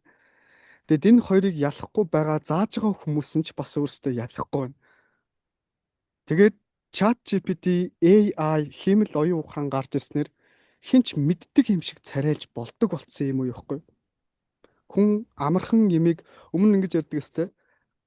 Нөө цэцэн мэрэгэн хүмүүсийг те ингээд мэдлэхгүй хүмүүсийг ялах их хэцүү болсон. Ягаад тэгэхээр ийм худал хуурмаг хүмүүс цэцэн үгнүүдийг маш ихээр цээжилдэг болжээ. Гэтгсэн те өнөөдөр яг үүнтэй адилханаар ChatGPT хиймэл оюун ухаан гарч ирснээр өнөөдөр яг сүнсний хөтөж чиглүүлэгч, дасгалжуулагч, багш үнэхээр туршлагатай ингээ явж байгаа хүмүүсээс гадна маш олон тийм ингээ хүмүүс байна. Энэ дундаас сонсож байгаа хүмүүс тэр сайнтай муутай тэгж гарч ирэх нь угаасаа байгалийн хууль, цаг хугацааны эргэлт угаасаа тэгж эхэлдэг. Гэхдээ энэ дунд маш олон хүмүүс буруугаар хохирдог, цаг хугацаа, сэтгэл зүрх нуруугаа ахуулдаг. Энэ дундаа өөрийнх нь сүнс удамшлынхын чиглэл тэр юмсууд нь алдардаг гэдэг нэг хайр юмсууд байгаад байгаа байхгүй. Буруугаар эвдлээ тайчих дээр.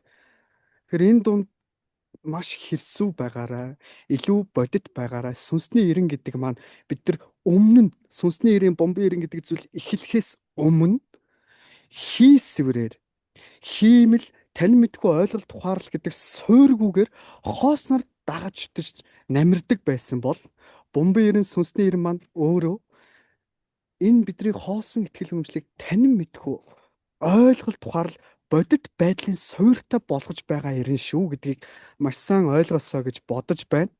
Тэгээд тухайн хичээл зааж байгаа хүмүүсийн бодит туршлагыг юу ярьж байгаа мэдэж байгаа биш. Бодит туршлагыг хараасаа гэж хүсэж байна. Тэгэхгүй болохоор ингээд маш сэтгэл сэртийлгэм хүнд кейсүүдийг, жишээнүүдийг сонсоод эхлэхлээр ингээд би юмаа хурдан хийхгүй байгаагийн асуудал штэ нэгэд тэгээ өөрийгөө нэлээд шахаж эхэлж байгаа тийм. Тэгэхээр нэг ч гэсэн хүн бас нэг хэрсүү байгаад ухаантай байгаасаа л гэж хүсэж байна да тийм. За баярлалаа агш. Тэгээ та бүхэн сонссон олон хүний сэтгэл зүйн урам нь яг уг язгуураасаа сэргээд сэтгэлгээний гол мөн чанар болсон эсийн ой санамжаа ингэж барьж аваасай гэж үнэхээр хүсэж байна. Тэгээ таны маань энэ үнэн сайхан тоодолтой яриа байгаль дээрээ суучихсан байгаа энэ нэг сайхан мэдрэмж Монголын маань тэр үнэр намрын маань тэр үнэн бодит байдал битээ хоёрыг сонсох олон хүмүүст очиасаа гэж хүсэж байна. Тэгээд өөртөө хүсдэг хамгийн сайн сайхан бүхнийг тандаа өрсөд нь, гэргийд нь анх их мөнх 3 цагийг холбож байгаа танд ээжд нь бүгдөөрэнд нь хүсэн өрөөё. Тэгээд хамгийн үнэтэй алтан цагаа зориулсанд баярлалаа. Маш их гэлээ да. Баярлаа. Бас Миша ингээд нэг олон хүмүүст ингээд ярилцаад явж байгааг хараад хоёлоо уулын эртнээс ярилцсанаа гэж яваад байсан те. Гэхдээ ингээд наан цаан ийм тийм цаг зав ингээд тэг яг хуу яг юмсын цагийн тохироо ихгүй нандин бүрддэг шүү дээ. Ихгүй торгон бүрддэг шүү дээ те. Тэгээд үнтэй цагаа бас зориулж үн цэнтэй асуултуудыг асуусанд тэг үнэхээр үнэн сэтгэлээсээ дотроосоо бадарч гэрэлтэж тийм зол баяртайгаар асуусанд үнэхээр их баярлаа. Тэгээд сонсож байгаа хүмүүс таныг сонсхолоор таныг харахаар угаасаа тэр мэдрэмжүүдийг их гүнээр авдаг. За тэгээд нэг нэвтрүүлгийн сүүлчийн ором эхлэх гээд байна уу? Тийм байна. Нэвтрүүлгийн сүүлчийн ором яг хинт нь олгогддог лээ. Мэдээж эрхэм нандин зочиндоо олгогдно. За тэгвэл сүүлчийн ором аялчих үү те. Тэгээ. За тэгэхээр нийт сонсож байгаа өнөөдрийн энэ хүү ярилцлагыг сонссон хүмүүстэй байгалийн шалгуур, амьдралын шалгуур, цаг хугацааны шалгуур дунд маш хүнд бэрхүүдийг ирээдүй үр хооцсынхоо төлөө гэж зүтгэж тэмүүлж явж ирсэн үүг дээдсийн шалгарсан удам нь таа шүү. Энэ бүх зүйлсүүд үүг дээдсүүдийн чинь тэр дайн байлдаан үйл хэрэг тэр дэлхийг түштгэсэн байдал таны төлөө хийгдсэн бол та юу хийх вэ? Энэ бүх зүйлсүүдийн үр дүнд та бүтээгдсэн бол юуны төлөө бүтээгдсэн гэж ямар зорилгоор тэр авгаа үйлэх хэрэгтэй? Өөрийнхөө гүн рүү ороорой. Сайн байна уу агшаа? Энэ сайхан өдрийн мэндийг хүргэе. За өдрийн мэндээ амар амгалан уу. Амар амгалан сайхан байна. Ямар сайхан юм бэ? Баян намар, дэлгэр намар, алтан намар гэд намрын тухай чинь хүн болгоо байгаль өөрөө хийлж яадаг. Тэгээд байгаль дээрээ суучихсан гүмөр хөрөлдөөний эрхэм нандин за Монгол гэдэг малгай дор тэр бүхнийг яг одоо ингээд түүчээлээд хүмүүст таниулаад авьяас бэлгэнд тодроод явж байгаа мөнхийн гайхамшигыг бүтээж яваа мөнх гайхамшиг багштайгаа өнөөдөр уулзж байгаадаа маш их баяртай байна. За баярлалаа. Нийт сонсож байгаа хүмүүстээ бас маш их баярлалаа. За таны маань түүх болоод ариун залуу хүн мөртлөө зузаан за ер нь бол содор шиг гэд хэлчихэд нэг андар утахгүй байхаа гэж би л дотроо тэгэж эрхэмлэж бодож байгаа. Тэгэхээр хоёлаа тэр олон судар шиг хуудсан дундаас нэлээд ойрхоных нь энэ зуны тов тунгалаг тарихтай, тов тунгалаг сэрхвэтэй хүүхдүүдтэй ажилласан тэр сайхан үйл явдлаас нь хүрэлтөнө хэлье гэж бодож байна. За баярлалаа. Энэ зурагч нь нүүдэлчдийн соёлын хөдөлмөр туслан гээд нэг өөрсдийнхөө багш нар болон шавнырынхаа хүүхдүүдийг аваад Монгол нь ахуй өв соёлтой танилцуулъя. Монгол хүнийг монголоор нь бүтээе, монгол ондоочлоор нь бүтээе гэд нэг 14 хоногийн хугацаатай сургалт авсан байгаа. Тэгээд тухайн хүүхдүүдийг авах гэдэг хамгийн гол зорилго нь Монгол хаана байгаа вэ гэдэг эрэлт мордуулах. Өнөөдөр би яг ямар хүн юм? Хэн юм? Би ямар ондоошилтой юм те? Би өнөөдөр цаашдаа яаж амьдрах юм? Намайг хэн бүтээх юм? Би бүтээх юм уу? Бусад зүйлсүүд бүтээх юм уу? Тэгээд бид нар яг энэ аав ээжийнхээ амьдарч байгаа амьдралыг давтах юм уу? Эсвэл өвөг дээдсүүдийн авгаа амжилтыг түүчээлэх юм уу гэдэг хоёр сонголтыг л эргцүүлэл сүнсэнд нь өгье гэж бодоод багш нь энэ үйл ажиллагааг эхлүүлсэн байгаа. Тэгээд ямар ч хэлсэн болсон сайхан өргөн дэлгэр үр дүнтэй явагдсан. Ямар сайхан юм бэ. Монгол identity гэдэг одоо англиар ч тэр монголоор ч тэр ондоошил гэж хэлээд байгаа. 200 гаруй байгаа улс үндэстнээс бид нар юугаараа ялгарх юм бэ? Ингээд ярихаар одоо хүн бүхний аманд бүгдөө л хүмүүс адилхан штэ. Их дэлхий дээр гიშгээл явж байгаа штэ. Яах га та нар ингээд ийдгин гэдэг хүнтэй асар олон таарч исэн. Тэгэхээр одоо би надад ирдэг асуулт бөгөөд хүн бүхэн ер нь толгой дотроо тэгж бодож яваад байгаа энэ асуултыг би танд тавьбал та юу гэж хариулах вэ? Ондоошил одоо саний одоошил хүн болох ингээд дэлхийчлээ нэг л дэлхий дээрээ байна гэдэг шиг үү? Зөв.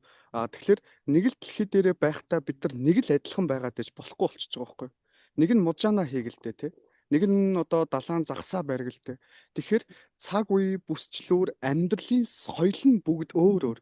Соёлоо дагаад сэтгэлгээ нь өөр, харилцаа ойлголцол нь бүгд өөр өөр байхад бид нар нэг хэлтэй байх ч юм уу, нэг одоо үндэстэй байх боломжгүй болчихж байгаа. А энэ дээрээс нэг байлгах ёстой зүйл нь юу вэ гэхээр бид нар дэлхий гэдэг ганцхан гэртэй юм байна. Энийг хайрлаа гэдэг дээр л нэг байхад бусад өөр өөрсдийнхөө соёлоороо тэр тухайн орон зайгаа хариуцаж хамаарч хайрлж үндиж амьдардаг тийм ард түмэн байж л тээ. Тэгсэн одоо бид нар үндсэндээ бол дэлхийд даяараа Америкийг ч юм уу, англичуудыг ч юм уу те нэг тийм соёлтой гэж тэднийг тодорхойлж чинь те. За тэгээд тэднийг сэхэтэн гэж тодорхойлж чинь. За тэгээд сонгодог гэж тэдний соёлыг болохоор бүгдийг нь сонгодог урлаг гэж тодорхойлж байна. За тэгвэл үндсэндээ монголчуудын одоо энэ соёл урлаг энэ талаас нь ярих юм бол те үнэхээр сонгодог муу юм уу үгүй юм уу? Тэгэхээр бидний соёл хаанаас ургаж гарч ирсэн бэ?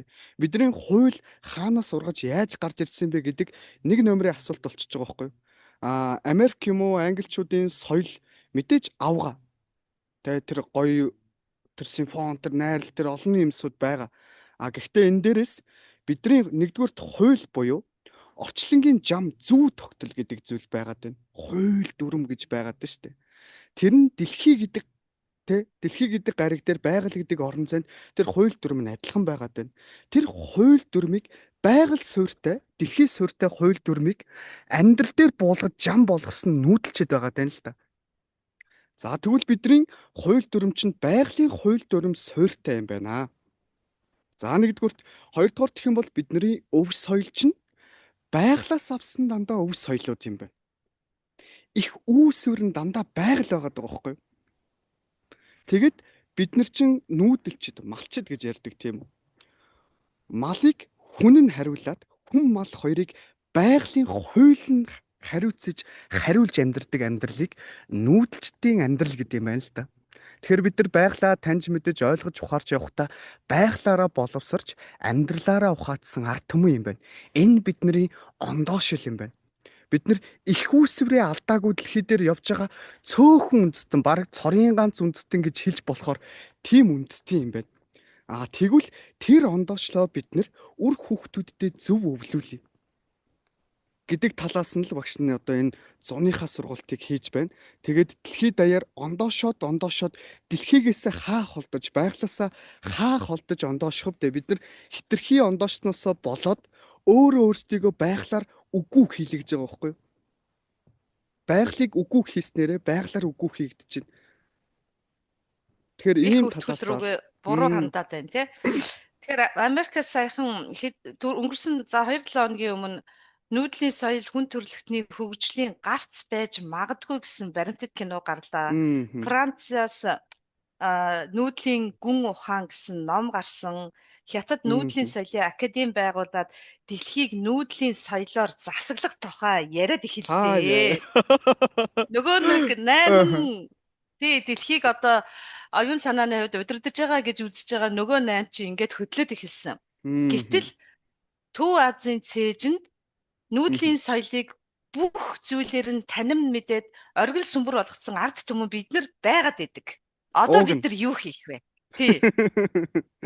За тэгэхээр бид нар одоо яг юу хийх вэ? Гадныхан жишээлбэлтэй нүүдэл ч юм уу, Монгол ч юм уу те яг энэ зөв эко амьдралыг сурчлаад, тэрийг таниулаад, дэлхийн нийтээр ер нь энэ рүү чиглэж байна. Бид нар тэгэхэд тэрэн дээр нь тэр чигдэх гээд байгаа оргил дээр нь ууг нь амьдардаг ард түмэн тийм үү? Гэхдээ бид нар юу мартцсан бэ гэхээр би хэний үр хойц ямар үүх түүхтэй өв соёлтой ямар замаар явж ирсэн бэ гэдгээ харахаа болцсон, тоохоо болцсон, үнэлэхээ болцсон. Тэгэхээр харъя гэдэж бид нарт тархинд мэдлэг хүрэхгүй байгаад байна. Тэгэхээр хүн одоо шилбэл энийг шүдэнц гэж харъя гэж бодоход шүдэнц гэдэг мэдээлэл тархинд байгаа болохоор энийг олж хардаг. Тархинд нь энэ мэдээллийг суулгаагүй бол газар энийг мянгыг үрж тавиад ч хүн энийг олж хардаггүй юм байна л да. Тэгэхээр бид нар Монгол гэж яг юу хэлээд байгаа юм бэ гэдгийг танин мэдхгүй биднэрт байхгүй. За бид нар хааныгаа ярьдаг Чингис хаан байхгүй. Тархинд нь мэдээлэл байхгүй. Яг ямар байхыг Чингис хаан гэдэг байхгүй. Бид нар тэгвэл үүх түүх рүүгээ ороод дахиад харъя л да тий. Түүх гингууд бид нар баримт нотлохоо факт яриад байж байна. Түүх гэдэг ухааныг ур чадварыг ярихгүй байна. Түүх гэдэг маань уг нь бол ур чадвар. Өнгөрснөөс ирээдүйд чиглэх одоод хэрхэх ухааныг түүж авдаг ур чадвар байгаа байхгүй юу? Тэгвэл Чингис хаан Тэмүүжин яаж Чингис хаан болсон гэдэг ухааныг түүж авч чадахгүй тэ? Тэгвэл Чингис хааныг бүтээж чаддаг тухайн цаг үеийн 13 дахь зууны цаг үеийн хүмүүсийн ёс суртахуун ямар байсан? Сэтгэлгээ нь ямар байсан? Соёл нь ямар байсан? Хандлага нь ямар байсан? Тэрэн дунд яаж зөв удирдагч нар бүтээгдэж гарч ирдیں гэдэг хэрсүү ард түмнийг олж харахгүй нь бид нар. Тэгэхээр бид нар өөрсдөндөө дүнгээ тавьж бид нар өв соёл, үүх түүх жинхэнэ монгол хүн гэж хий юм бэ? Яаж явж ирсэн бэ гэдэг рүүгэл харж байж өнөөдөр бид нар дэлхий дээр тэр чиглээд байгаа зүйл дээр нь оройтон байрших боломжтой болж байгаа юм. Харин тийм. Яг нөгөө захтансан газар мэйжлаа гэдэг шиг. Уул нь энийг Монгол хүн бүхэн нэг үе бодоход ухаарад ах шиг байгаа юм. Гэхдээ ажиглаад байхад энэ нэг тархинд суудсан тэр одоо гений мэдээлэл дотор бол уул нь яг эвдрээгүй мэдээллүүд байгаад байгаа. Гэвч түүнийг дарангуйлж байгаа нь тэр асар олон мэдээлэл дунд ингээд холилдоод төөрөд идэх юм байна гэдгийг л хараад байна. Тэгэхээр хүн бүрийг одоо буруутгагч арга байдгүй юм байна. Гэхдээ л зөвшүүлээл, эерэгшүүлээл ингээд явж байгаа нь чухал юм байна гэдгийг олон талаас нь ойлгоод явж байна л да.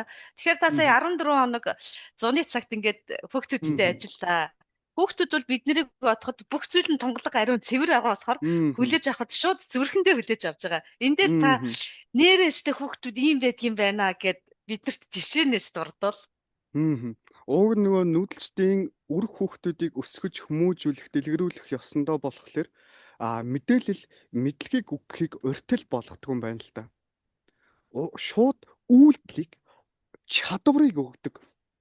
Тэндээсээ тухайн хүүхэд өөрөө алдаж оноод тэрнээсээ мэдрэмжийг аваад түүнийг өөрөө тархиндаа боловсруулад ухаарлыг авдаг байсан байгаа байхгүй юу?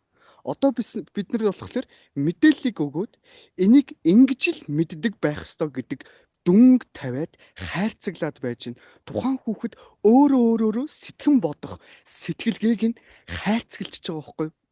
Тэгэхээр энэ дунд чи хүүхдүүд одоо хурж ирээд л те хамгийн анхнаасаа ахуулаад эхлээд галаа өрдөж сурна. Галыг олсноор хүн оюун санаатай, оюун ухаантай болсон гэдэг талын дэлхийн томоохон хөгжлийг, хүн төрөлхтний томоохон хөгжлийг авчирсан гэдэг талаасаа хүүхдүүдийг чи ингээд те арга савар өөрүүлээд хооронд нь хідэн бүлэг болгож хувааж агаад те тэгээд тэр арга савраа хинэн хурдан дүүрэх вэ гэд. Тэгээд яг зөвхөн тэдэн нас биш 5-аас 13 насны хүүхдүүдийг цуглуулсан байхгүй.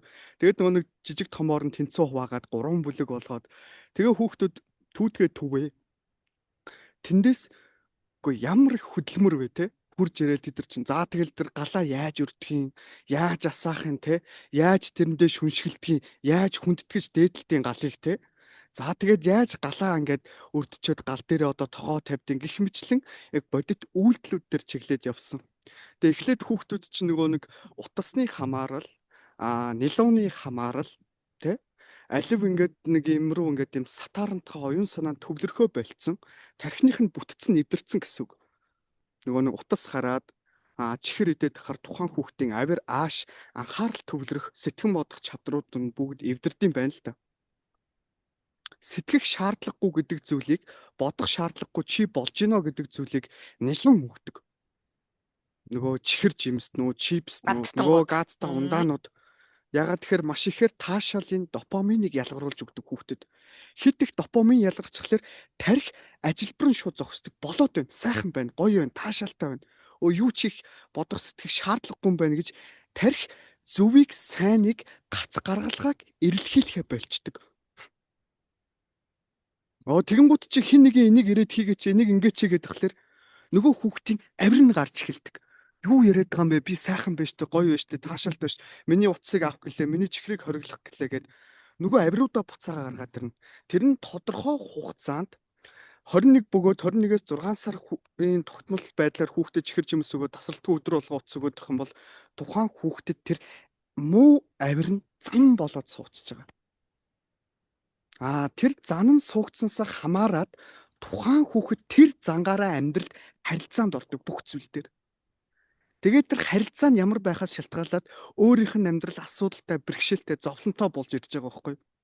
Тэгэхээр үүн дээр гарц гаргалгаа нь юу гэсэн бэ гэхээр хүүхдийг үйлдэлтэй байлгах буюу түр зур тэр нэг утаснаас нь чихэр жимснээс нь салгаад идэж хэрэгэлдэг бүх зүйлийг чинь өөрөө үйлдэж бүтээж хэрэгэлдэг юм аа гэдгийг л өөрт нь ухамсарлуулах байсан.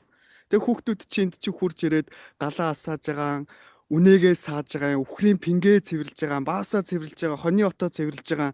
Тэгээ үнээгээ саачаад авчирч ирэг хөөрүүлж байгаа, өрмөө авж байгаа тий. Ингээд ааруул цагаан эдэгээ хийчихэж байгаа юм. Тэгээ эдгээр чинь ямар хөөрхөн. Тэгээ хоолондоо өөрсдөө бүгд заавал оролцсон. Бүх хүүхдүүд оролцсон. Тэгээд хоолоо хийж дуусчаад идэж уучаад тий. Идэж уухдаа яг л хоолн дээрээ төвлөрн идэж уучаад аяг тавгаа өөрөө угаана. Гэхдээ ингээд ирэхээр тухайн хүүхэд хийж байгаа зүйл дээрээ төвлөрч эхэлж байгаа. Тэгээд нөгөө нэг эхний 2 3 хоног ч ингээл бүр яг челленж шиг те том ингээл реалити шоу шиг хинэн тисэж үлдэх вэ гэдэг шоу шиг байсан бохоггүй. Тэгээд сүүлргөө 3 4 хоноод ирсэн чинь нөгөө хүүхдүүд чинь нөгөө амтанд нь ороод мэдрэмжийг аваад тэгээд зөв үйлдэл хийгээд ямиг жижиг ч гэлтгүү чаддаг болоод ирэхлээр урам аваад өөрөөсөө урам аваад тэрэн дээр нь бид нар бас багш нар нэмж урамыг өгөөд ингээд ирэнгүү тухайн хүүхдэд нээгдэж эхэлж байгаа байхгүй. Онгоож эхэлж байгаа байхгүй. Тэгээ энд чинь нэг тог байхгүй, цахилгаан байхгүй, интернет байхгүй, юм хүм байхгүй бүгд таалттай. Тэгээ тог байхгүй орон зайд чинь ингээл гэрт нь ингээд зөвхөн лаа асаагаад тэгэхэр хүүхдүүд чинь хоорондоо харилцаатай болж эхэлж. Тэд нар уйдэн штэ тий. Уйдаад ирэхлээр өөрийгөө адал явдалтай байх зүйлсүүдээ ирж хайгаад бие биенээсээ ирж хайгаад хоорондоо сэтгэж бодож эхэлж байгаа. Тэгээд нар чинь ингээл урц мурцнууд байраад байгаа орон зайгаа бэлдээл бүр үнэхээр тэгээд тэрэн дээр надад нэг олзуурах ууштай бас нэг томоохон нэг юм гарсан. Уг нэг аутизмтай Дауны синдром гэ холилдсон нэг тим гэд ээж нь тэгж хэлсэн нэг хүүхэд ирсэн. Тэгээд ээж нь бол одоо эмээ ээж идэр нь болохоор тэр хүүхэдтэй хитрхи их анхаарал халамж тавьдаг. Тэгээд анх эрэхтэй ерөөсө тасралтгүй уйлдаг. Тэгээд нөө хүүхдүүдтэй харилцаа байхгүй, айцтай, санаа зовнилтой. Дотроо тэр нөгөө нэг эргэн тойрных нь аав ээж, эргэн тойрных нь хүмүүс найз зөвсөөр байгаад тэ яана ийнэ миний хүүхд ингэж байгаа да тэгж байгаа да гадуурхагж байгаа гэдэг юм өсөөр гоод тэр нь сэтгэлд нь хурцсан байсан байхгүй. Тэгээ тэрийг нь гадагшлуулаад тэгсэн чинь хүүхдүүдтэй нээлттэй болоод бүр зоримог болоод ямар хөөрхөн хурдан сэтгэдэг, хурдан шаламгаа юм бэ тэр хүүхдээ. Юу бүр үнэхээр бүр тэгээд тэр хүүхэд анх ирснийгээ бордвол хөдөлгөөн нь маш шаламгаа. Өөрийгөө илэрхийлж чаддаг, олон дунд нээлттэй өөртөө ихтэй зоримог байж чаддаг. Гэхдээ юу нэг синдром тэр юу ч байхгүй юм шиг болоод нөгөө уйлдаг байсан хүүхд чинь улам хэрсэн болоод юм хэлэхлээр хамгийн түрүүнд урд нь гарч хийдэг болоод тэгэд юм болохоор төрүүлж гараа өргөдөг болоод жоохон ярихдаа жоохон бэрхшээлтэй байхгүй. Тэгтээ бэрхшээл гэдэг зүйл юу гэхээр хэл амтай ярьж чаддаг мөртлөө ярьж чадахгүй байгаа хүүхдүүдийн тэр бол бэрхшээл байхгүй. Тэгэхэд тэр төлөлийн жоохон хэл ам асуудалтай мөртлөө тийм өндөр илэрхийлэмжтэй болж байгаа. Тэгээ энэ бол уг нь маш том үр дүн байсан. Авчиг ээж аав нь жоохон төрүүлээд аваад явцсан. Эмээ өвөө нь уурлаад байна нэтрэгээд. Намайг байхгүй даваа хэвцүү байсан.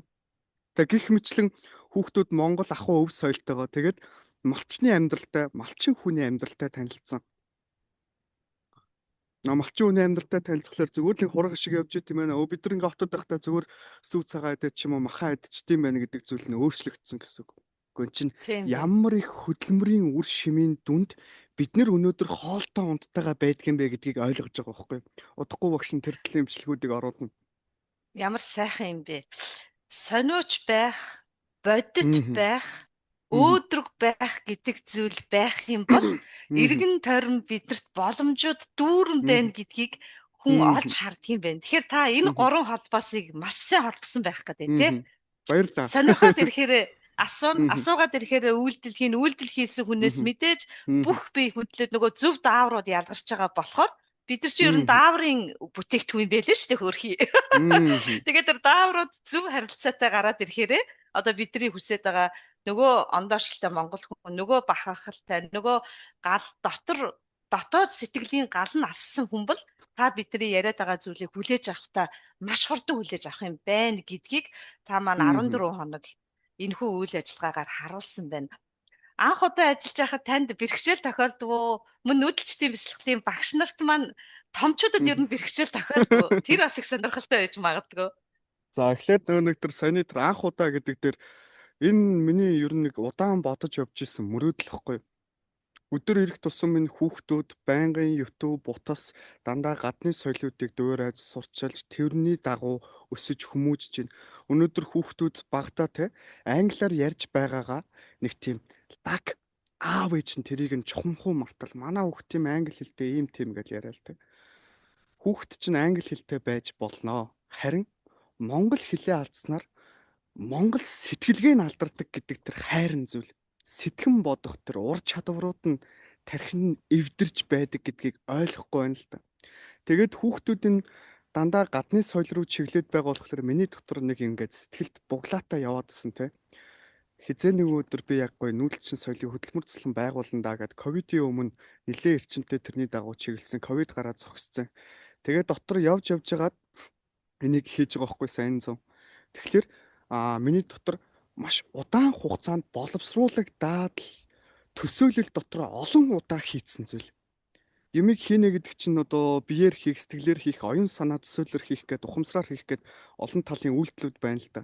Тэрний хувьд гэх юм бол би төсөөлтөө байнгын хийгээд л явж исэн зүйл. Тэгэхээр миний хувьд бол анхны удаа гэж хэлэхэд их бэрх юм байна. Нөгөө төгөр манай багш нар маань ямар хуу байсан бэ гэхээр тэр хүүхдүүдийн ертөнцийг хараад тэдний тодорхой хэмжээний өөрчлөлтүүдийг хараад тэд нар өөрсдөө дотроос асаж гэрэлтэж байгаа байхгүй. Тэгээд нөгөө манай нүдэрч тэмцэхлийн хичээл дээр чи 20 дугаар хичээл дээр нь хайр гэдэг хичээл дээр хүүхэд насанд нь аваач тухайн хүүхдийг нь одоо цагт нь авчирдаг. Тэнгүүд бүгднгийнх нь хүүхдүүд нь гарч ирээд өөрсдөө тоглож наадаж уралдаж гүйж тахад. Тэгэл хүүхдүүд нь уралдаан тэмцээнд орохоор ингээд зэрэгцэж нөгөө нэг хүүхдүүдтэйгээ хөөрч, гомдож, уурлаж, багаараа одоо бүлгэрээ орч энэ төр те. Бүлгэрээ сэтгэл готролд орч мөрөө бүлгэрээ буцаагаал өрөө мөрөөгаа хэлээл. Өөртөө асгаад. Тэгээ энд нөгөө нэг тийм өмнө нь цуслангийн хөдөлмөр цуслан ч юм уу ийм тал дээр ажиллаж исэн туршлагатай нэгч багш байгаагүй. Гэхдээ би нэг юмд итгэлтэй байсан. Тухайн хүмүүс нүүдэлчдийн сэтгэл зүй оюун санаатай болцсон байгаа зүйлд нь маш итгэлтэй байсан. Тийм болохоор манайхан өнөөдөр туршлагатай байсан гэж хэлж болно. Тийм байна. Дотоодод байгаа тэр нөгөө гений мэдээллээрээ буюу тэгээд нүүдэлчдийн бяцлаглалын тэр олон сургалтыг авсан хүмүүстэй холбоос үүссэн байгаа болохоор үйлдэл болох л дутуу байсан. Тэрийг нь та маань үйлдэл болгосон. Та сая маш чухал санааг хэллээ. Одоо ингэж яриад байгаа одоо хүн болгоно л ярьдаг болжээ. Төсөөлөл гэд. Тэгэхээр та төсөөлөл буюу оюун санаандаа, оюун ухаанаараа маш олон удаа бодож төсөөлж тэгж явсаар байжгаад тэр нь энэ жил буюу ингээд үйлдэл болоод, бодит болоод зөвхөн ганцаараа биш олон зүрх сэтгэлтэй хүмүүсийг нийлүүлээд нүүдэлчдийн соёлын хөдөлмөр заслан гэсэн ийм сайхан зүйлийг бодит болгосонд одоо танд болоод хамт олонд нь одоо үнэхээр том баяр хүргэмээр байна. Энэ бол үнэхээр баярлалаа тий. Тэгээ энэ санаа энэ талын чиглэлүүдэд би бас нэг шивэдэд амьдардаг нэг зол баяр гээд шавьяасаа бас санаа, торчлог юмсуудыг авч ирсэн байдгийг. Маатар шав нилээ итгэвтэй. Өөрөө нэг тийм гой цагаахан тунгалаг нэг жоохон өгчиг нэг тийм хөөхөн одоо нэг морины хүүхчиг юм хөөхөө ихч байдаг байхгүй. Тэгээ юм гал цогтой гоё ирчтэй. Тэгээд тэр хүмүүс маань ингээд одоо тэр шав маань одоо ингээд олон талын хүүхдүүдтэй ажиллаж явж исэн туршлагатай. Тэгээ энэ зүн нөгөө дулмаагаа л өгүүлээд байх юм гэдэг шиг тэр шавыгаа нилээд их өгүүллээ. Хаана явдаг юм болоо л гэж нилээд их бодсон байдаг. Харин тийм ээ. Хүүхэд бол үнэхээр гэгэн тунгалаг. Хүүхдтэй ажилласан багш гэдэг мэргэжил бол үнэхээр олон мэргэжлийн дундаас оройн юм гэж би тухайн үед одоо ч гэсэн тэгж бодож явдаг. Тэгээд нэгт хоёрт нөгөө эмч хүн цагаан алдаад өмсчөөд тангараг өргөдөхтэй адилхан багш хүн бол хүүхэд болгоны ертөнцтэй ажиллаж дэлхийг хайрлах тийм сайхан хүнийг бий болгоно. Тэр ертөнцийг бүтээнэ гэж бодож орж ажилладаг тийм гайхамшигтай. Тэгээ би таныг тэр сайхан гайхамшигтай мэдрэмжээс мэдрээд ингээд сайхан хөөрөлдөд сууж байгаа даа. Үнэхээр баяртай байна. Тэгээ техник технологи гэдэг сайхан юм. Нэг нь Азад байгаад нэг нь Европт байгаа ч гэсэн энэ бүхнийгээ хоёулаа олон түмэнд хүргээд ингээд сууж байгаа нь гайхамшиг байна. За хоёулаа энэ сайхан хөөрөлдөөнөө жоохон хаагаад та маань их сайхан ногон мөртэй болсон. Аав Баярлаа. Энэ бол үнэхээр тий тэгээ тандаа баяр хүргэе. Аав гэдэг Мгм. энэ гайхамшигтай их шиг авайг сонсоход л хүн бүхний цээжинд ертөнцийг таниулах үүд хаадаг маань байсан даа гэж хүн бүхэн боддог. Мгм.